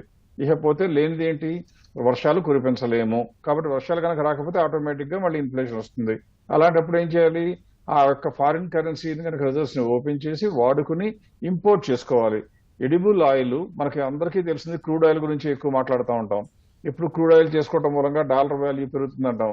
డాలర్ వాల్యూ మనం కావాలనే పెంచుతాం. ఎందుకంటే ఒక రకంగా చెప్పాలి అంటే ఫారిన్ డైరెక్ట్ ఇన్వెస్ట్మెంట్ కానీ లేదా ఎఫ్పిఎస్ ఇన్వెస్ట్మెంట్ కానీ ఇండియాలోకి వస్తే వాళ్ళు కనుక ఇక్కడ రేట్లు పెరిగితే అమ్ముకుని వెనక్కి వెళ్ళిపోదాం అనుకుంటే వాళ్ళకి ఆ ఆలోచన చంపేయాలి. అంటే ఏం చేయొచ్చు, మనం డాలర్ కనుక పెంచితే 50 రూపాయలు ఉన్నప్పుడు డాలర్లో నేను $1 కోటి తెస్తే నాకు వచ్చింది 50 కోట్లు. ఆ 50 కోట్లు పెట్టి ఇండియాలో షేర్స్ కొనుక్కుంటే ఇవాళ 80 కోట్లు అయింది అనుకోండి, 30% పెరిగింది కదా అని తీసుకెళ్లిపోదాం అనుకుంటే డాలర్ 85 రూపాయలు అయింది అనుకోండి, నేను అమ్మితే నాకు వచ్చేది ఎంత, కోటి కన్నా తక్కువ. ఇన్నిళ్ళు ఉంచుకుని నేను తక్కువ ఎందుకు తీసుకెళ్తాను, కాబట్టి డబ్బులు తీసుకెళ్తారు. అంటే ఇంకా లాంగ్ టర్మ్ ఉంటుంది. ఇవన్నీ కూడా ఏంటంటే కొన్ని across the table public platform లో అందరికీ అర్థమయ్యేట్లుగా మాట్లాడటం, కొన్ని వాళ్ళకి మాట్లాడకపోయినా దేశ హితం కోసం కొన్ని చర్యలు కావాలని చేయటం. నిజానికి ఒక ఎస్టిమేట్ ప్రకారం చూస్తే పర్చేసింగ్ పవర్ ప్యారిటీ ప్రకారం కనుక చూసి ఇండియన్ కరెన్సీని కనుక వాల్యూ చేస్తే, అంటే ఒకవేళ అంతర్జాతీయంగా ఉన్న అమెరికా కూడా నా డాలర్లని వెనకాల ఉన్నటువంటి కరెన్సీ కాకుండా గోల్డ్ తో రిజర్వ్ చేసి బ్యాక్ చేసి 1 to 1 చొప్పున పబ్లిష్ చేస్తాను అంటే ఇండియాలో ఉన్న కరెన్సీ 35 నుంచి 40 రూపాయలు ఒక డాలర్ రావాలి. కానీ మన వాళ్ళు ఎందుకు ఒప్పుకుంటారు 85 రూపాయలైనా? ఇలా కాంపౌండ్ బోల్డ్ బెనిఫిట్స్ ఉంటాయి. ఇండియాలోకి వచ్చిన ఇన్వెస్ట్మెంట్ ప్రజలను చూసి వస్తుంది. వెనక్కి వెళ్ళిపోవాలి అంటే వాళ్ళకి వీలైనంత ముళ్ళు గుచ్చుకోవాలి, అప్పుడే వాళ్ళు వెనక్కి వెళ్ళిపోకుండా ఉంటారు. అందువల్ల ఇవన్నీ కూడా కొంతమంది, అంటే అందరు పబ్లిక్ కి అర్థం అవ్వాలంటే కొద్దిగా కష్టం. అంటే మేము ఒక్కడమే తెలివైన వాళ్ళు అని కాదు, మనం మీటింగ్ లో కూర్చున్న వాళ్ళందరూ తెలివైన వారు, అందరూ కూడా చదువుకున్నవారు. కాబట్టి మాకు అర్థమైనంతగా ప్రజలకు అర్థం కాదు. అర్థం చేయాలని ప్రయత్నించడం కూడా అనవసరం, కాబట్టి కొన్ని విషయాలు మాట్లాడడం. అందువల్ల ఇన్ఫ్లేషన్ గురించి మాత్రం బడ్జెట్ లో చర్యలు ఉండాలి అని మనం కోరుకోవటం ఒక రకంగా అంత సరైన వాదన కాదు. సో అది చేసింది ఇండైరెక్ట్ గా ఎనేబులింగ్ ఎన్విరాన్మెంట్ చేశారు. ఆర్బీఐకి గైడ్ లైన్స్ ఇస్తారు, ఆర్బీఐ ఆ పని చూసుకుంటుంది. కానీ కేంద్ర ప్రభుత్వానికి మాత్రం ఫుడ్ సప్లైలో వచ్చిన డిస్ట్రప్షన్ మూలంగా వస్తేనే కేంద్ర ప్రభుత్వం పూనుకోవాలి. అదర్వైజ్ మానిటరీ సప్లై మూలంగా వచ్చినటువంటి ఇన్ఫ్లేషన్ ని యూజువల్ గా కేంద్ర ప్రభుత్వం చేయకూడదు. వివేక్ గారు, అలాగే ద్రవ్య లభ్యత పెంచడానికి కేంద్ర ప్రభుత్వం బడ్జెట్లో ఎలాంటి చర్యలు తీసుకుంది, దీనివల్ల ఏ విధంగా మేలు జరుగుతుంది? ఎప్పుడు ద్రవ్య లభ్యత అంటే ఇప్పుడు కావాల్సింది అంటే మనకి బిజినెస్ పెట్టాలి అంటే మనకి క్యాపిటల్ మన దగ్గర ఉండాలి. లేకపోతే క్యాపిటల్ లేకపోతే డెట్ క్యాపిటల్. అంటే డెట్ క్యాపిటల్ అనేది ఊరికి అసంబద్ధంగా అనిపిస్తుంది చదువుకుంటే ఫైనాన్షియల్ నాలెడ్జ్ లేని వాళ్ళకి. ఈక్విటీ క్యాపిటల్ అంటే మన సొంత డబ్బులు, డెట్ క్యాపిటల్ అంటే డెట్ తెచ్చుకునేది, అది కూడా డబ్బులు కావాలి. ఆ డబ్బు లభ్యత పెంచాలి అంటే ఏం చేయాలి, బ్యాంకులను కానీ ఫైనాన్షియల్ ఇన్స్టిట్యూషన్స్ కానీ ఎంకరేజ్ చేయాలి. అంటే కేంద్ర ప్రభుత్వం డబ్బులు ఎవరికి పడితే వాళ్ళకి చెక్కులు రాసి ఇచ్చేయకూడదు. ఆ మెకానిజం అంతా కూడా ఈ ప్రాజెక్ట్ వైబుల్లా కాదా అని చూడటానికి బ్యాంకుల్ని నమ్మాలి. ఆ బ్యాంకుల్ని నమ్మినప్పుడు బ్యాంకులు ఏమంటారంటే మీరేమో ఇవ్వమంటున్నారు, వీళ్ళ దగ్గర కెపాసిటీ లేదు ఒకటి, రెండోది వాళ్ళు చెప్పే ప్రాజెక్ట్ కూడా యూస్లెస్. అంటే కేంద్ర ప్రభుత్వం ఏం చెప్పాలి, ప్రాజెక్ట్ కనుక యూస్లెస్ అయితే ఇవ్వక్కర్లేదు, ప్రాజెక్ట్ యూస్ఫుల్ అయిపోయి మీరు కనుక వైబిలిటీ ఉంటుందనుకుంటే మీ డిస్క్రిప్షన్ వదిలిపెడతాను, మీరు ఇవ్వండి, మీకు నేను సెంట్రల్ గవర్నమెంట్ దగ్గర నుంచి వాళ్ళు కనుక బిజినెస్ దెబ్బతింటే నేను బ్యాంక్ గ్యారంటీ ఇస్తాను, నేను మీకు వెనక్కి ఇస్తాను అని చెప్పడం సరైన చర్య. అదే ఈ చర్య చేపట్టింది. ఆల్రెడీ ఒక 3-4 ఏళ్ల నుంచి కూడా నడుస్తుంది. ఏంటి, రకరకాల పేర్లు పెట్టారనుకోండి, ఏ పేరు పెట్టినా కూడా చిన్న చిన్న ఎంటర్ప్రెన్యూర్స్ కి లోను కావాలంటే ముందు 50 లక్షల వరకు అన్నారు. ఇప్పుడైతే 4 నుంచి 5 కోట్ల వరకు కూడా ఎంఎస్ఎంఈలు కనుక ఎవరైనా పెట్టుకుంటారంటే వాళ్ళకి కేంద్ర ప్రభుత్వం గ్యారంటీ ఇచ్చి ఆ ప్రమోటర్లు కేవలం ఒక సిగ్నేచర్ చేస్తే చాలు, వాళ్ళ దగ్గర కొలాటరల్ సెక్యూరిటీస్ ఏమీ లేకపోయినా కూడా బిజినెస్ వైబిలిటీ ఉంటే వాళ్ళు లోన్ ఇస్తున్నారు. అది 5 కోట్ల నుంచి ఏకంగా 10 కోట్లకు పెంచింది. అలాగే రకరకాలైనటువంటి లోన్ లిమిట్స్ పెంచి నేను గ్యారంటీ ఉంటాను అంటే నాకు ఓవర్ నైట్ గా కేంద్ర ప్రభుత్వం కానీ మన దేశంలో ప్రభుత్వ వ్యవస్థల మీద మర్యాద పెరగక తప్పదు. ఎందుకంటే నేను చేద్దాం అనుకున్న వ్యాపారాన్ని సరిగ్గా అనలైజ్ చేసి మంచిదో కాదో చెప్పి నాకు వెన్నంటి నిలబడుతున్న ప్రభుత్వానికి నేను ఖచ్చితంగా బాధ్యతగా ఉండాలని కోరుకుంటాం. మనం ఒప్పుకున్నా ఒప్పుకోకపోయినా భారతదేశంలో 99% ప్రజానీకం మంచి వ్యక్తులు, ఎవరూ కూడా ఒకళ్ళ మోసం చేయడానికి చేయరు. కానీ వాళ్ళకి ఎంతవరకు ఏంటంటే ప్రభుత్వం నాకు ఏమీ ఆసరా ఇవ్వటం లేదు, ఊరికే ట్యాక్సులు గుంజుకుంటుంది అనుకున్నాం. ఇప్పుడు ఆ చర్య కొద్దిగా మారి ప్రభుత్వం కూడా ప్రజలకు తోడ్పాటులోకి వస్తుందని తెలిస్తే ఆ పన్ను చెల్లించాలనే బాధ్యత ఉంటుంది. దానికోసం పన్ను రేట్లు తగ్గించడం కూడా చేస్తున్నారు. అందువల్ల నా ఉద్దేశం ప్రకారం భారతదేశ ప్రగతికి ఇది అన్ని రకాల సరైన చర్య నమ్మకం తప్పితే నేనైతే అంత నెగిటివ్ గా ఉండడానికి నాకు పెద్దగా అవకాశాలు ఏం కనపడలేదు. కొన్ని ఉంటాయి కారణాలు, అందరికీ అన్ని మంచిగా ఉంటాయని చెప్పలేం. క్యాపిటల్ గెయిన్స్ ట్యాక్స్ వేస్తూ మొట్టమొదట capital gains security transaction tax తీసుకొచ్చినప్పుడు ఏం చెప్పారంటే మీకు క్యాపిటల్ గెయిన్స్ అనే ట్యాక్స్ లేదు కాబట్టి లాంగ్ టర్మ్ అందుకని సెక్యూరిటీ ట్రాన్సాక్షన్ ట్యాక్స్ తీసుకొస్తాను అని, నాకు లాభం వచ్చినా నష్టం వచ్చినా ఇన్కమ్ ట్యాక్స్ నే వేరొక పేరుతో సెక్యూరిటీ ట్రాన్సాక్షన్ ట్యాక్స్ వేసి తీసుకున్నారు.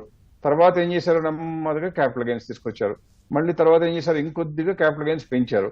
అంటే ఎక్స్పెండిచర్ ట్యాక్స్ వేసి ఇన్కమ్ ట్యాక్స్ వేసి ఇన్ని రకాల ట్యాక్స్ వేస్తే ఏ రకమైన మెసేజ్ ఇచ్చినట్టు ఎవరికి తెలియదు. అలా మాకు కూడా నచ్చని అంశాలు కొన్ని ఉంటాయి. కాకపోతే నచ్చిన అంశాలు ఎక్కువ, నచ్చని అంశాలు కొద్దిగా ఉన్నప్పుడు ఓవరాల్ గా తూకం వేస్తే బడ్జెట్ బాగానే ఉందని చెప్పవలసిన అభిప్రాయం అది. కృష్ణారెడ్డి గారు, అలాగే ఇప్పుడు ఇంతకుముందు మనం మాట్లాడుకున్నాం, ఫస్టే మాట్లాడుకున్నాం పన్నుల గురించి. తొలుత 12 లక్షల వరకు పన్ను కట్టక్కర్లేదన్నారు. అలాగే స్టాండర్డ్ డిడక్షన్ ప్రకారం 12,75,000 వరకు పన్ను కట్టక్కర్లేదన్నారు. అలాగే స్లాబులు కూడా మార్చారు. 4 లక్షల వరకు పూర్తిగా పన్ను మినహాయింపు ఇచ్చారు. 4 నుంచి 8 లక్షల వరకు 5%, 8 నుంచి 12 లక్షల వరకు 10% పన్ను ట్యాక్స్ వేస్తామని చెప్పారు. వీటన్నింటి వల్ల ప్రజల కొనుగోలు శక్తి ఏ విధంగా పెరుగుతుంది? ఖచ్చితంగా అండి. ఎప్పుడైతే ప్రజల చేతుల్లో కొంత ఆదాయం అధికంగా వచ్చినప్పుడు సహజంగా పేద మధ్యతరగతి ప్రజలు వినియోగానికే ఎక్కువగా ఆస్కారం చూపిస్తుంటారు. కాబట్టి ఎప్పుడైతే ప్రజల ఆదాయము మిగులు ఆదాయం, కొత్తగా ఆదాయం రాకపోయినా ఉన్న ఆదాయం పన్ను రూపాయలు తగ్గించారు కాబట్టి ఆదాయం పెరిగినప్పుడు ఎక్కువ శాతం వినియోగానికి, మరికొంత శాతం ఏదైనా చిన్న చిన్న పెట్టుబడులు ఒక స్వల్పకాలంలోనో ఒక మధ్య హస్తకాలంలో వచ్చినటువంటి పొదుపులను పెట్టుబడులు పెట్టడానికి కూడా ఆస్కారం ఉంటుంది. కాబట్టి ఇవన్నీ ఇమ్మీడియట్గా ఏదో ఇవాళ ఒక మెడిసిన్ వేసుకుంటే ఇమ్మీడియట్గా ఏదో రిలీఫ్ ఇచ్చినట్టుగా ఈ చర్యలు, ఈ కార్యక్రమాలు రేపు పొద్దున్నే ఏం ఫలితాలు ఇస్తాయి, ఎక్కడ కనపడుతున్నాయి అంటే చాలా చూస్తే కనపడితే, చూడకపోతే ఏమీ కనిపించట్లేదు అంటే కనిపించవు. కాబట్టి ఇవాళ ఆర్థిక వ్యవస్థలో జరుగుతున్న అన్ని రంగాలలో మార్పులు కూడా ప్రజలకు నేరుగా, అంటే జోబులోకి ఒక 10,000 వస్తేనే వచ్చినట్టు కాదు. ఇవాళ మెడికల్ రంగంలో కూడా, ఇవాళ మెడికల్ ఎడ్యుకేషన్లో కూడా కొత్త సీట్లు పెంచుతున్నామని, హాస్పిటల్ ఛార్జెస్ కూడా, అంటే మనం ఇందాక వివేక్ గారు చెప్పినట్టుగా ఇవాళ ప్రపంచంలో దేశాలతో కాస్ట్ ఆఫ్ లివింగ్ చూసుకున్నప్పుడు, అంటే మనం ఎప్పుడు కూడా రియల్ టర్మ్స్లో పోల్చుకోవడానికి పీపీపీ టర్మ్స్ని ఎక్కువగా చూడం. పర్చేసింగ్ పవర్ పారిటీ కింద ఎంత కొనుగోలు శక్తి ఉంది, దేశం ఎక్కడుంది అనుకున్నప్పుడు భారతదేశమే చాలా చౌకగా ప్రజలు జీవించడానికి అన్ని రకాల సౌకర్యాలు అందుబాటులో ఉండడానికి అనువైనటువంటి దేశం. అది మీరు సింగపూర్ తీసుకుంటారా, స్విట్జర్లాండ్ తీసుకుంటారా, యూఎస్ఏ తీసుకున్నా కూడా కాస్ట్ ఆఫ్ లివింగ్ కావచ్చు, ఏ వస్తు సేవలు కావచ్చు, ట్రాన్స్పోర్టేషన్ కూడా, పబ్లిక్ ట్రాన్స్పోర్టేషన్ కూడా చాలా బాగా ఉంది. అంటే చెప్పినప్పటికి కూడా అక్కడ ఎన్ని ఛార్జెస్ ఉన్నాయి. ఇక్కడ భారతదేశంలో జరిగేది ఏంటంటే పన్నుల విషయానికి వచ్చినప్పుడు చాలా తక్కువ ఉండాలి, ప్రయోజనాలు లబ్ధి వచ్చేసరికి ఎక్కువ ఉండాలి. మీరు పన్నులు తీసుకోవద్దు కానీ మాకు పథకాలు లేకుంటే ప్రయోజనాలు ఎక్కువ చేయాలి అని చెప్పేసి, చూడండి చైనాలో ఎలా ఉంది, జపాన్లో ఉంది. అప్పుడు కూడా అక్కడ ఉన్నటువంటి పన్ను శాతం ఎంత, అక్కడ ఉన్న సదుపాయాలకి అక్కడ ప్రజలు చెల్లిస్తున్నటువంటి పన్నులు ఎంత అనే కంపారిజను చేసుకున్నప్పుడు ఆ రియాలిటీ తెలుస్తుంది. కాబట్టి ఇవాళ భారతదేశంలో ఇప్పుడు ఇందాక మీరు చర్చలో వస్తూ రూపాయి గురించి కూడా మాట్లాడారు. రూపాయికి ఈ బడ్జెట్లో కూడా పరోక్షంగా, అంటే ఈ పునరుత్పాదక ఇంధనాల పైన, అంటే మనకు అందరికీ తెలుసు మనం ఎప్పటి నుంచో కూడా ఈ క్రూడ్ ఆయిల్ అనేటువంటిది భారతదేశంలో అత్యధికంగా దిగుమతి చేసుకుంటూ మన విలువైనటువంటి ఫారెక్స్ ఇతర దేశాలకు వెళ్ళిపోవడానికి ఆస్కారం ఉంది. కాబట్టి ఆ దాన్ని పరోక్షంగా తగ్గించడం కోసము ఇవాళ బ్యాటరీస్ విషయంలో కావచ్చు, ఎలక్ట్రికల్ వెహికల్ విషయంలో కావచ్చు పెద్ద ఎత్తున పరిశోధనలతో పాటు ఇక్కడ వినియోగదారులకు కావచ్చు, చిన్న పారిశ్రామికవేత్తలకు కావచ్చు అనేక రకాలైన ప్రోత్సాహకాలను ఇస్తూ పునరుత్పాదకత సోలార్ కావచ్చు, లేకుంటే న్యూక్లియర్ కావచ్చు. బడ్జెట్లో న్యూక్లియర్ గురించి కూడా పవర్ని జనరేషన్ కోసం కూడా చెప్పారు. అంటే ఆ దిశగా ప్రయత్నాలు జరుగుతున్నాయి. అంటే డిపెండెన్సీ తగ్గించడానికి ప్రయత్నాలు జరుగుతున్నాయి. ఒకటి. రెండు, భారతదేశం ఇవాళ నేరుగా భారతదేశ రూపాయిలో మారకం చేసుకోవడానికి దాదాపుగా 20 దేశాలతో ఒప్పందాలు చేసుకున్నాయి.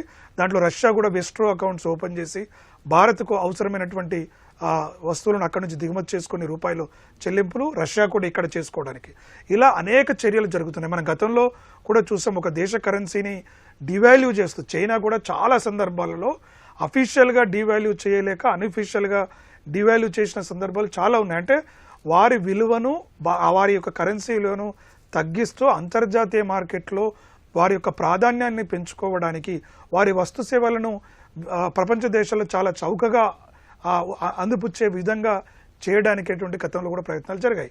ఇవాళ న్యాచురల్గా కొంత రూపీ డిప్రిషియేట్ అయినప్పటికీ కూడా ఇవాళ మనకు ఎక్స్టర్నల్ డెప్ట్ తీసుకున్నట్లయితే మన దగ్గర ఉన్న ఫారెక్స్ రిజర్వ్స్ దాదాపుగా $680 బిలియన్ అయితే డెట్ వచ్చేసి 700 పైచీలకు ఉన్నాయి. అంటే పెద్ద గ్యాప్ అనేటువంటిది లేదు. ఫారెక్స్ నిల్వలు అంతర్జాతీయ మారక నిల్వలకి అంతర్జాతీయ మనకు రుణాల విషయంలో చూసుకున్నప్పుడు మనము దరిదాపుగా కొంత కంఫర్ట్ జోన్లోనే ఉన్నాం. కాబట్టి భారతదేశము రూపాయి విలువ పడిపోవడం ద్వారా కొన్ని రంగాలు ప్రతిసారి ఒక రూపాయి విలువ అప్రిషియేట్ అయినప్పుడు కూడా భారత రూపాయి విలువ పెరిగినప్పుడు మన ఎగుమతులు కూడా ప్రియమైపోయి కొన్ని రంగాలు ఆర్థికంగా ఒడిదొడుకులు ఎదుర్కొని అవన్నీ కూడా వ్యాపారాలు ఇబ్బందులు జరుగుతాయి. కాకుండా ఇక్కడ బ్యాలెన్స్ నెట్ గెయిన్ ఎంత, ఒక రూపాయి విలువ తగ్గినప్పుడు కానీ ఒక రూపాయి విలువ పెరిగినప్పుడు కానీ మన భారతదేశానికి వచ్చేటువంటి లాభ నష్టాలే చూడాలి తప్ప ఇవాళ మీరు ఇంకొక గణాంకాలు కూడా పరిశీలించాల్సిన అవసరం ఉంది. భారత్ అమెరికాకు ఎగుమతులు ఎక్కువగా చేస్తుంది. అమెరికాతో మనం ట్రేడ్ సర్ప్లస్లో ఉన్నాం. అమెరికా నుంచి మనము ఎగుమతులు ఎక్కువ చేస్తున్నాము, దిగుమతులు తక్కువ చేస్తున్నాము. కానీ డాలర్ ఏంటంటే అంతర్జాతీయ కరెన్సీ కాబట్టి మనం ఏ దేశంతో కానీ క్రూడ్ ఆయిల్ కానీ ఏది కొనాలన్నా కూడా డాలర్లో మారకం చెల్లింపులు చేయాలి కాబట్టి కొంత రూపాయి పైన ఒత్తిడి ఉంది. కానీ అది భారతదేశం కూడా అటువైపుగా ప్రయోజనాలను స్వీకరించే విధంగానే ఉంది. మరి ఇన్ని చేస్తున్నా కూడా మరి ఎందుకు ఎఫ్డిఐస్ తగ్గాయి, లేకపోతే భారతదేశ ఆర్థిక వ్యవస్థ ఎందుకు వెళ్ళలేదంటే ఇవాళ ప్రపంచ దేశంలో జియో పొలిటికల్ క్రైసిస్ చూస్తున్నాము. అది అందరూ కూడా మనం గమనించాలి. జియో పొలిటికల్ క్రైసిస్ కావచ్చు, అదేవిధంగా ప్రపంచవ్యాప్తంగా ఉన్నటువంటి స్తబ్దత, కరోనా తర్వాత వచ్చినటువంటి స్తబ్దత, ప్రపంచ దేశాలన్నింటిలో కూడా అమెరికా లాంటి అగ్రరాజ్యం కూడా నిరుద్యోగ సమస్య కావచ్చు, ద్రవ్యోల్బణ సమస్య కావచ్చు, ఇవాళ అన్ని సమస్యలు ఎదుర్కొంటుంటే అమెరికా ఫస్ట్ అనేటువంటి అంటే ఒక సామ్రాజ్యవాదాన్ని కోరుకొని స్వేచ్ఛా వ్యాపారాన్ని కోరుకున్న దేశం పూర్తిగా రక్షణాత్మక విధానానికి కనీసం మానవ వనరులు అంటే ఒక ప్రాంతం నుంచి వాటిపైన కూడా రిస్ట్రిక్షన్లు పెట్టి మా దగ్గరే ఉత్పత్తి కావాలనుకునే విధానానికి వెళ్ళిపోయి ఒక డైలమాలో పడేటువంటి పరిస్థితి, ఒక ప్రపంచంలోని అగ్రగామి దేశము, ప్రపంచాన్ని శాసించే దేశం అనేటువంటి దేశం కూడా ఆర్థిక ఒడిదుడుకులను ఎదుర్కొంటున్న ప్రత్యేక పరిస్థితులు ఇవాళ ప్రపంచ ఆర్థిక వ్యవస్థలు ఉన్నాయి. అలాంటి సందర్భాల్లో భారతదేశము ఎక్కడ నిలబడుతుంది? మనకి ఎన్ని రకాలైన వెనుజులా చూసాము, జింబాబ్వే చూసాము, శ్రీలంక చూసాము, ఇండోనేషియా చూసాము. అనేక దేశాలలో ప్రజలు, సామాన్య ప్రజలు అనేక సమస్యలతో కొట్టుమిట్టాడుతున్న తరుణంలో భారతదేశంలో కంపారిటివ్గా చూసుకున్నప్పుడు ఈ యొక్క నెగటివ్ ప్రతికూల ప్రభావాలు తక్కువగా ఉన్నాయి. ఆ విషయాన్ని మనము అందరం గమనించాలి. ఎందుకంటే కేవలం ప్రతిసారి మనకు టీవీల్లో కానీ బడ్జెట్ వచ్చినప్పుడు కానీ ఎక్కడైనా కూడా నాకు నేరుగా సామాన్య ప్రజలు కూడా ఇలా బడ్జెట్ పెట్టిండా నాకు వచ్చేది ఏముంది, రూపాయి రాదు పోదు అనేటువంటి ధోరణి కాదు. పరోక్షమైనటువంటి ప్రయోజనాలు, అనేక రకాల సర్వీస్ సేవలు అందుబాటులోకి వచ్చాయి. ఇవాళ మనకు ఇంతమందికి పురా అనుకునేవాళ్ళం. అంటే ఎక్కడైతే అర్బన్ ఫెసిలిటీస్, అబ్దుల్ కలాం లాంటి వాళ్ళు చెప్పేవాళ్ళు అర్బన్ పట్టణ ప్రాంతాల్లో ఉన్న సౌకర్యాలు గ్రామీణ ప్రాంతాల్లో ఉండాలి అని కోరుకున్నారు. ఇవాళ చాలా గ్రామాలు, పూర్తిగా అన్ని గ్రామాల్లో అన్ని సౌకర్యాలు ఉన్నాయని చెప్పలేం, కానీ ఇంకా ముందుకెళ్లాల్సిన అవసరం ఉన్నా గ్రామీణ స్థాయిలో కూడా ఇవాళ మొబైల్ పెనట్రేషన్ అయితే ఏంటి, ఫైనాన్షియల్ సర్వీసెస్ అయితే ఏంది, బ్యాంకింగ్ ఫెసిలిటీస్ కావచ్చు, క్రెడిట్ ఫెసిలిటీస్ కావచ్చు, అనేక రకాల సాంకేతిక పరిజ్ఞానానికి సంబంధించి గ్రామీణ ప్రాంతాల్లో కూడా గృహాల్లో వినియోగించుకునే స్థాయికి ఇవాళ హాస్పిటల్స్ లో కూడా గతంలో వైద్యం చాలా ఎక్స్పెన్సివ్ గా ఉండేది.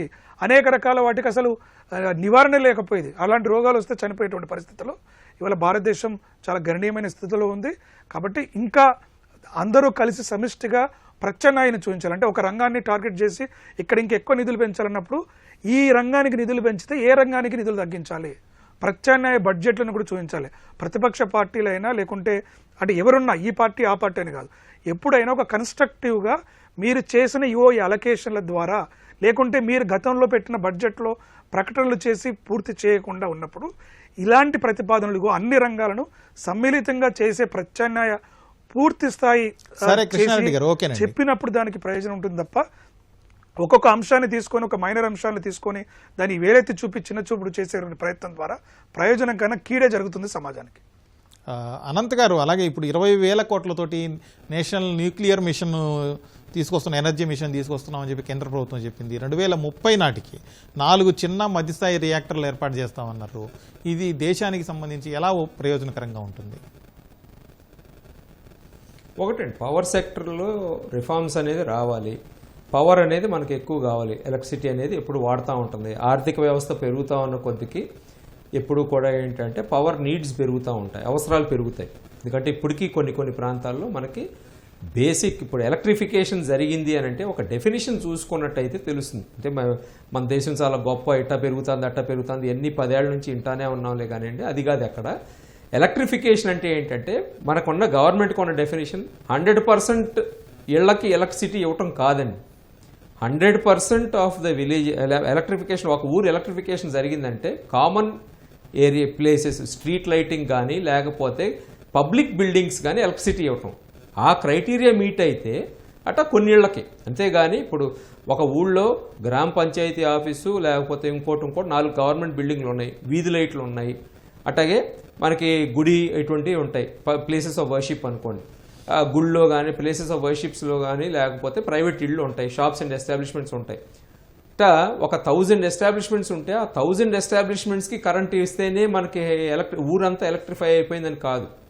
కామన్గా ఉన్న వీధులకి 1-2 కామన్ ప్లేసెస్కి panchayat offices, public buildings, government buildings ఏదైతేనే వాటికి ఇచ్చి కొన్ని ఇళ్ళకి ఇస్తే కనుక అది విలేజ్ ఎలక్ట్రిఫైడ్ అని అంటాం. సో ఆ లెవెల్లో నుంచి మొత్తం 1.45 బిలియన్ పీపుల్కి వాళ్ళకున్న హౌస్ హోల్డ్స్ అన్నిటికీ కూడా ఎలక్ట్రిసిటీ చేరాలంటే మనకి ఇంకా విపరీతంగా అవసరం.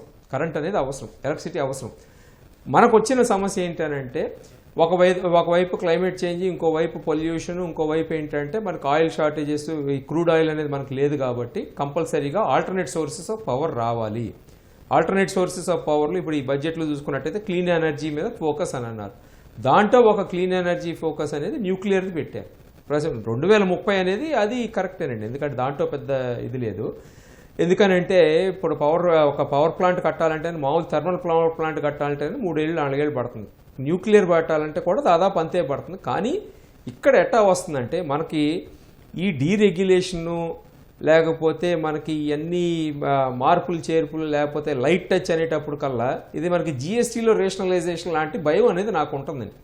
ఎందుకంటే మనకి డీరెగ్యులేషను లేకపోతే లైట్ టచ్ అనేటప్పుడు కల్లా ఏంటంటే మొత్తం రూల్స్ అన్నీ తీసేయటానికి.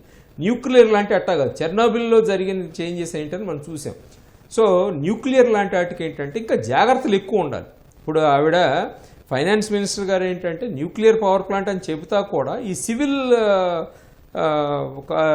సివిల్ లయబిలిటీ యాక్ట్ ఏదో మారుస్తామని అంటున్నారు. సో ఎటువంటి మార్పులు తీసుకొస్తారో చూడాలి. ఎందుకంటే న్యూక్లియర్ తీసుకొచ్చిన తర్వాత అది కేవలం ఒక ఊరికి మాత్రం ఉండదండి. మనకున్న క్లైమాటిక్ కండిషన్స్ లేకపోతే ఆ సీజన్ ఫ్యాక్టర్స్ని బట్టి, విండ్ డైరెక్షన్ బట్టి మొత్తం ఎన్ని ఊళ్ళు ఎఫెక్ట్ అవుతాయి ప్రాబ్లం వస్తే. ఏదైనా మనకు ప్రాబ్లం వస్తాయి. ఇప్పుడు లాస్ ఏంజలీస్లో ప్రాబ్లం వస్తే ఏమైందో చూసాం మనం. సో న్యూక్లియర్ లాంటి ఇంకా డేంజరస్ కాబట్టి అది ఇంకా జాగ్రత్తగా ఉండాలి. ఆ రెగ్యులేటరీ మెకానిజం కరెక్ట్గా ఉండాలి. సో రెగ్యులేటరీ మెకానిజం తీసేసి మీరు పవర్ ప్లాంట్లు పెట్టుకోండి అంటే అది అవ్వదు. ఇప్పుడు సమస్య ఎక్కడ వస్తుందంటే దేశం గురించి గొప్పగా మాట్లాడటం అనేది రాజకీయ నాయకులు బాగా మాట్లాడతారు, మనం మాట్లాడుకోవక్కర్లా. 10 ఏళ్ళ నుంచో 20 ఏళ్ళు నేనైతేనండి దాదాపు 2017 నుంచి ఏ అంశాలు చూస్తున్నాను బడ్జెట్లో. మరి అప్పటికీ మరి మనకి పావర్టీ అనేది అంత ఎక్కువ అందుకుంది, ఇన్ఫ్రాస్ట్రక్చర్కి ఇంకా ఇంత ఎక్కువ కావాలి అని ఎందుకంటాం. డబ్బుల గురించి అయితే మాత్రం అక్కడ సమస్య వస్తుందని నేను అనుకోవట్లేదు. ఎందుకంటే ఈ బడ్జెట్లో కూడా మనం చూసుకున్నట్టయితే ఒక సింపుల్ ఇది చూశారు, 10 లక్షల కోట్లు అసెట్ మానిటైజేషన్ మీద పెడతామన్నారు 5 ఏళ్లలో. సో అంటే అసెట్ మానిటైజేషన్ ఏంటంటే గవర్నమెంట్కి ఉన్న వాటా అమ్ముతారు లేకపోతే లీజ్కి ఇస్తారు, అటువంటివి ఉంటాయి. ఫైన్, అవి చేయాలి, ఎందుకంటే కొత్త అసెట్స్ మీద ఇన్వెస్ట్ చేస్తూ ఉండాలి. సో ఏంటంటే ఇప్పుడు దేంట్లో ఫోకస్ చేస్తున్నారు, ఎందుకంటే ఇప్పుడు మన బడ్జెట్ డాక్యుమెంట్స్లో కనుక చూసినట్టయితే డీటెయిల్స్ చూసినట్టయితే లాస్ట్ ఇయర్కి ఉన్న బడ్జెట్ అంశాల మీద 1,00,000 కోట్లు తగ్గించారు. తగ్గించినవి దేని మీద వెళ్ళినాయి అని అంటే ఎక్కువ శాతం కనుక మనం చూసుకున్నట్టయితే ఇప్పుడు వాటర్ సప్లై మీద తగ్గినాయి. సో వాటర్ సప్లై మీద ఎంత తగ్గించారు? దాదాపు మనకి ఈసారి 43,000 కోట్లు ఖర్చు పెట్టడం తగ్గించారు, అలాట్మెంట్లు కానీ ఇవి కానీ. సో ఇటువంటి వాటిలో మనకి ఏమవుతా ఉంటాయంటే బడ్జెట్లో చెప్పుకున్నది ఒకటి ఉంటుంది, బట్ యాక్చువల్గా జరిగేది అక్కడ ఇంప్లిమెంట్ చేసేటప్పుడు ఆ నెక్స్ట్ ఇయర్ కింద వక్తలు చెప్పారు బిగినింగ్లోనే, సాయి కుమార్ గారు అనుకోండి చెప్పింది, ఎంతవరకు ఖర్చు పెడతారనేది ఉంటుంది. సో వాటిల్లో ఇంపార్టెంట్ ఫ్యాక్టర్స్ వస్తాయి. ప్లస్ నా గొప్పతనమే నేను ఎగ్జిక్యూట్ చేయటంలో నేను చేస్తాను, అంతకుముందు వాడు చేయలేకపోయాడు నేను చేస్తాను అన్నప్పుడు మరి ఇప్పుడు ఇవన్నీ ఎగ్జిక్యూట్ చేయటం అనేది ఇంపార్టెంట్ అవుతుంది. అది ఈ బడ్జెట్లో కొన్ని అన్నీ కూడా ఏంటంటే ప్రాబ్లం ఎక్కడ వస్తుందంటేనండి, కొన్ని లాంగ్ టర్మ్ మెజర్స్ ఉంటాయి. ఇప్పుడు ఏ గవర్నమెంట్ అయినా అంతే, ఆ గవర్నమెంట్ అని లేదు, ఈ గవర్నమెంట్ అని లేదు, లేకపోతే ఆ గవర్నమెంట్ కాదు సారీ, ఆ పొలిటికల్ పార్టీ కానీ ఆ పరిపాలించే పార్టీలు కానీ ఆ అలయన్స్ కానీ ఈ అలయన్స్ కానీ కొన్ని లాంగ్ టర్మ్ ఉంటాయి, కొన్ని షార్ట్ టర్మ్ ఉంటాయి, కొన్ని మీడియం టర్మ్ ఉంటాయి. ఇప్పుడు అన్ని లాంగ్ టర్మ్ అంటే అన్ని ఫ్యూచర్ ట్రెండ్స్లో మాట్లాడితే మరి ఇవాళ జనాలు ఏమైపోతారు? నేను 40 ఏళ్ళ తర్వాత 50 ఏళ్ళ తర్వాత 2087కో లేకపోతే 2100కో అంతా భారతదేశం అభివృద్ధి చెందుతుందంటే కాదు కదా, ఇవాళ కూడా బెనిఫిట్ ఉండాలి కదా జనాలకి. సో ఫర్ ఎగ్జాంపుల్ ఈ బడ్జెట్లో తీసుకుందాం, లాంగ్ టర్మ్ మెజర్స్ ఏం చెప్పారు గవర్నమెంట్ వాళ్ళు చెప్పుకోవాల్సింది ఏంటి? ఫర్ ఎగ్జాంపుల్ షిప్ బిల్డింగ్ లాంటిది ఉంది. ఒక షిప్ కట్టాలంటే ఎన్ని ఏళ్ళు పడుతుందండి? 3-4 ఏళ్ళు పడుతుంది. అవి ఎంకరేజ్ చేస్తున్నారు, correct, no doubt about it. అది దానికి ఎంత ఎక్కువ బెనిఫిట్స్ అయితే అంత బాగుంటుంది, ఎందుకంటే అది ఒక మదర్ ఇండస్ట్రీ లాంటిది.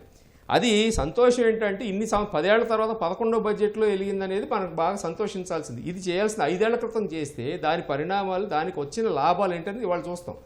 ఐరన్ అండ్ స్టీల్ ఫ్యాక్టరీస్ అప్పుడు పెట్టారంటే 40 ఏళ్ళు 30 ఏళ్ళ క్రితం లేకపోతే 50 ఏళ్ళ క్రితం 70 ఏళ్ళ క్రితం, దాని బెనిఫిట్స్ ఇవాళ చూస్తున్నాం. సో ఒక మదర్ ఇండస్ట్రీ లాంటిది డెవలప్. ఫర్ ఎగ్జాంపుల్ హైదరాబాద్ ఉంది, హైదరాబాద్లో పట్టణం అంత పెరగటానికి కారణం ఒక బేసిస్ ఎందుకు వచ్చింది? ఒకవైపు BHEL ఉంటుంది, ఒకవైపు ECIL ఉంటుంది. ఆ రెండు కూడా ఆ ఇండస్ట్రీస్ ఇంపార్టెంట్. ఇంకోవైపు ఏంటంటే ఆ చిన్న ఇండస్ట్రీస్ అన్నీ రావడానికి వచ్చినాయి, క్లస్టర్ లాగా డెవలప్ అవడానికి. ఇవన్నీ చేయాల్సింది అప్పుడు చేయాలి, అది పాజిటివ్ మెజర్. అట్లాగే ఈ మినరల్స్కి బట్ అలాట్మెంట్ సరిపోతాయా? ఎందుకంటే ఇవన్నీ కూడా ఒక రోజులో జరగవు. ఈ ఒక రోజులో జరగనప్పుడు 5 ఏళ్ల నాడు 10 ఏళ్ల తర్వాత జరిగేది ఇవాళ నుంచి. ఇప్పుడు ఫర్ ఎగ్జాంపుల్ ఇక్కడ జీన్ బ్యాంక్ అనేది పెట్టారు. ఆ జీన్ బ్యాంక్ అభివృద్ధి చేయడానికి రీసెర్చ్ అండ్ డెవలప్మెంట్ అభివృద్ధి చేయడం అనేది ఎన్నో సంవత్సరాలు పడుతుంది. ప్రధానంగా ఏంటంటే రీసెర్చ్ అండ్ డెవలప్మెంట్కి అది ఫెయిల్ అవడానికి ఆస్కారం ఎక్కువ ఉంటుంది. సో మనకు ఆ సిస్టమ్ అనేది డెవలప్ చేయటం అనేది 10 ఏళ్ల తర్వాత చేయటం, లేకపోతే మేము ఆల్రెడీ చేసేసాం, ఆల్రెడీ చేస్తే మరి ఎడ్యుకేషన్ సిస్టమ్ ఇట్టా ఎందుకు ఉంది? ఏంటి మార్పులు ఏమొచ్చినాయి? జనాలు పెరిగేది ఐఐటీలో, కరెక్టే, జనాలు పెరిగారు, ఐఐటీస్ పెరిగింది. ఓకే, చెప్పండి సార్. ఆంధ్రప్రదేశ్కి సంబంధించి చూస్తే ఈ బడ్జెట్లో పోలవరానికి 5,500,000 కోట్ల పైగా కేటాయిస్తూ కేంద్ర ప్రభుత్వం ప్రతిపాదించింది. దీన్ని ఏ విధంగా అర్థం చేసుకోవాలి? వాటర్కి ఇవ్వటం అనేది ఎప్పుడు అవసరం అండి మనకు. ఇన్ఫ్యాక్ట్ వాటర్కి అలవర్ ఇస్తున్నారు, ఆ వాటర్ సప్లై పెరగడానికి అనేది ఇవ్వాలి. అట్లాగే స్టేట్ గవర్నమెంట్లో కూడా బాధ్యత ఉంటుందండి. వాళ్ళు బడ్జెట్లో ఏమి ఇవ్వలేదంటే ఇచ్చినన్ని సరిగ్గా ఇంప్లిమెంట్ చేయాలి కదా. ఇప్పుడు ఒకటి మనం ప్రధానంగా స్టేట్ గవర్నమెంట్ కూడా ఒకటి చూడాలి, స్టేట్లో పరిపాలించే వాళ్ళు కూడా ఒకటి చూడాలి. ఇప్పుడు గత 5 ఏళ్లలో మాకు ఇబ్బందులు వచ్చినాయి, ఆ 5 ఏళ్లలో ఇబ్బందులు వచ్చినాయి కాబట్టి ప్రజలు మిమ్మల్ని ఎన్నుకున్నారు. మిమ్మల్ని ఎన్నుకున్న తర్వాత మీరు వేరేగా ఇంప్లిమెంట్ చేసి చూపించాలి. సో బడ్జెట్లో అలాట్మెంట్ వస్తుంది, అవుతాయి. పోలవరం ఎనీవే ఏంటంటే సెంట్రల్ గవర్నమెంట్ ఇంప్లిమెంట్ చేస్తానని అంది ఆ ప్రాజెక్టు. సో ఖర్చు పెట్టడం అనేది వాళ్ళకు ఉంటుంది. వాటర్ రిసోర్సెస్కి సంబంధించి roads, infrastructure, basic infrastructure, health, medical, దానికి మ్యాక్సిమం ఖర్చు పెట్టేసామని అంటూ లేదండి. ఎంత ఖర్చు పెట్టినా మనకున్న జనాభాకి, మనకున్న అవసరాలకి ఇవన్నీ కూడా ఇంకెంత ఖర్చు పెట్టినా మంచిది, ఇంకా ఎక్కువ ఖర్చు పెట్టాలి కూడా. ఎందుకనంటే ఇప్పుడు గవర్నమెంట్ కనుక ఈ వాటర్, పర్టికులర్లీ వాటర్ లాంటివి చూడండి, ఎన్ని జిల్లాల్లో గ్రౌండ్ వాటర్ లెవెల్ కొలాప్స్ అయిపోయింది. రేపొద్దున క్లైమేట్ చేంజ్ అంటున్నారు, వాటర్ స్టోరేజ్ ఏరియాస్ పెరగాలి. ఒక సెంట్రల్ గవర్నమెంట్ ఒకటే ఖర్చు పెడితే కుదరదండి, స్టేట్స్ కూడా ఖర్చు పెట్టాలి. ఇప్పుడు పవర్ సెక్టర్ రిఫార్మ్స్ తీసుకొచ్చి మీకు అడిషనల్ లోన్స్ అంటున్నా. సరే, సో ఓకే సార్. శశికుమార్ గారు, ఇప్పుడు ఇంతకుముందు మనం MSMEల గురించి మాట్లాడుకున్నాం. 5 ఏళ్లలో 150,000 కోట్లు ఖర్చు చేస్తాం దానికి సంబంధించి అంటే ఓకే, అవి అధికారికంగా ఇచ్చినప్పుడు ఉపయోగం ఉంటుందన్నారు. అది ఓకే, ఆ విషయాన్ని పక్కన పెడితే MSMEలకి 20 కోట్ల వరకు రుణాలు ఇస్తామని కూడా కేంద్రం ప్రతిపాదించింది. ఈ నిర్ణయం వల్ల చిన్న తరహా పరిశ్రమల అభివృద్ధికి ఏ విధంగా ఉపయోగపడుతుంది అంటారు? ఖచ్చితంగా అండి, ఎందుకంటే రుణ లభ్యత అనేది MSME సెక్టర్కి ఎప్పుడు ఇచ్చినా కూడా అది మంచిదే, ఆహ్వానించదగినటువంటి పరిణామమే, అందులో ఏం డౌట్ లేదు. రుణాల కోసం చాలా ఇబ్బంది పడేటటువంటి, అంటే ముఖ్యంగా వర్కింగ్ క్యాపిటల్కి ఇబ్బంది పడేటటువంటి చిన్న మధ్యతరహా పరిశ్రమలు చాలా ఉంటాయి, అది ఫ్యాక్ట్. అది దానికి కొంత రుణ లభ్యత పెంచడం ద్వారా వాళ్ళకి కొంత వెసులుబాటు కలిగించడం ఖచ్చితంగా మంచిది. అంటే ఆల్రెడీ ఉన్న దానిలో లిమిట్ని పెంచినట్టున్నారు. That's a good move. అందులో అలాగే ఓకే సార్, ఆంధ్రప్రదేశ్ సంబంధించి పరిణామం అది. ఆంధ్రప్రదేశ్ సంబంధించి చూస్తే గత బడ్జెట్లో అమరావతికి 15,000 కోట్లు ప్రపంచ బ్యాంకు ద్వారా ఇస్తామని చెప్పారు. ఈసారి పోలవరం ప్రాజెక్టుకు మరీ ముఖ్యంగా జీవనాడి లాంటిది ఆంధ్రప్రదేశ్కి, దానికి 5,500 కోట్ల పైగా కేటాయిస్తూ నిర్ణయం తీసుకున్నారు. దీన్ని ఏ విధంగా ఉపయోగపడుతుంది ఆంధ్రప్రదేశ్కి అంటారు? అంటే ఇప్పుడు ఆర్థిక అంశాలు మాత్రమే మాట్లాడుకుందాం అనుకున్నాం కానీ బట్ ఎలాగో వచ్చింది కాబట్టి వేరే ఆప్షన్ లేక ఖచ్చితంగా రాజకీయ అంశాలు కూడా ఇందులో ఇముడి ఉన్నాయి, అందులో ఏం డౌట్ లేదు. ఎందుకంటే మీరు బడ్జెట్స్లో నార్మల్గా ఎప్పటి నుంచో చూస్తూ ఉన్నట్లయితే ఆల్మోస్ట్ 11 సంవత్సరాల నుంచి నేను ప్రతి బడ్జెట్ని నిశ్చితంగా గమనిస్తూనే ఉన్నాను. ప్రతి బడ్జెట్లో కూడా మీకు ఆల్మోస్ట్ ఎక్కడైతే ఎలక్షన్స్ ఉంటాయో దానికి సంబంధించిన ఒక అనౌన్స్మెంట్ ఆ పర్టికులర్ సిటీకో ఆ పర్టికులర్ స్టేట్కో రావడం అంతకుముందు చూసేవాళ్ళం. సో ఇప్పుడు రీసెంట్గా మన 14-15 బడ్జెట్ కానీ, ఇప్పుడు 15-16 బడ్జెట్ కానీ, సారీ 24-25 బడ్జెట్ కానీ, 25-26 బడ్జెట్ కానీ, మన రెండిట్లోనూ చూస్తే స్పెసిఫిక్గా అంటే ఆఫ్టర్ రిజల్ట్ చూసినట్లయితే మీకు నార్మల్గా ఎక్కడ మీకు పేర్లు వినపడవు. ఈ రాష్ట్రానికి ఇంత అని కానీ, ఈ పర్టికులర్ ప్రాజెక్ట్కి ఇంత అని కానీ చాలా తక్కువ ఉంటుంది రిఫరెన్స్. మీరు మొన్న లాస్ట్ ఇయర్ బడ్జెట్ కానీ ఈ ఇయర్ బడ్జెట్ కానీ రెండు చూస్తే మీకు బీహార్ అనేది ఎక్కువ వినపడుతుంది. ఆంధ్రప్రదేశ్కి సంబంధించిన స్పెసిఫిక్ మెన్షన్ కూడా ఎక్కువ వినపడుతుంది. కారణం ఏంటనేది అందరికీ తెలుసు. సో ఖచ్చితంగా కేంద్ర ప్రభుత్వం ఉన్నదే మైనారిటీలో ఉంది. In the sense full majority రాలేదు ఇప్పుడున్నటువంటి ప్రభుత్వానికి. సో బీహార్కి సంబంధించిన నితీష్ కుమార్ గారు కానీ, ఆంధ్రప్రదేశ్కి సంబంధించిన చంద్రబాబు నాయుడు గారు కానీ వీళ్ళ పార్టీల సపోర్ట్ లేకపోతే కేంద్ర ప్రభుత్వం మనుగడ సాగించే అవకాశం కూడా లేదు. కాబట్టి చాలా స్పెసిఫిక్గా ఈ రెఫరెన్సెస్ అనేది మనం బడ్జెట్లో చూడటం అంత అది వరకు ఉండేది కాదు. చాలా క్లియర్గా ఆ డిఫరెన్స్ని అయితే మనం రెండు బడ్జెట్స్లో చూడొచ్చు. మీరు ఒక అబ్జర్వేషన్ చూస్తే బీహార్ అన్న ప్రతిసారి సభలో కూడా కొంత నవ్వుల వర్షం కురిసింది, అది కూడా చూడండి ఒకసారి. బీహార్ అన్న వెంటనే ప్రతిసారి అందరూ అంటే వాళ్ళ సభ్యులే బట్ అయినా కూడా కొంత కైండ్ ఆఫ్ ఒక అప్లాజ్ అనుకోండి, దాంతో పాటుగా కొంత నవ్వడం కూడా జరిగింది. నవ్వనేది అదే వెకిలిగా కాదు కానీ పాయింట్ ఏంటంటే అందరికీ తెలిసిన విషయమే. ఎందుకు మరి బీహార్ని మాత్రమే స్పెసిఫిక్గా పెట్టుకున్నారు, లేకపోతే ఎందుకు ఆంధ్రప్రదేశ్కి మాత్రమే స్పెసిఫిక్ అలాట్మెంట్స్ పేరు చెప్పి మరి ఎందుకు ఇస్తున్నారంటే రీజన్ అనేది సెంట్రల్ గవర్నమెంట్ ఉన్నటువంటి government dependent on these 2 states political parties కాబట్టి అనేది క్లియర్గానే అర్థమవుతుంది మనకి అది.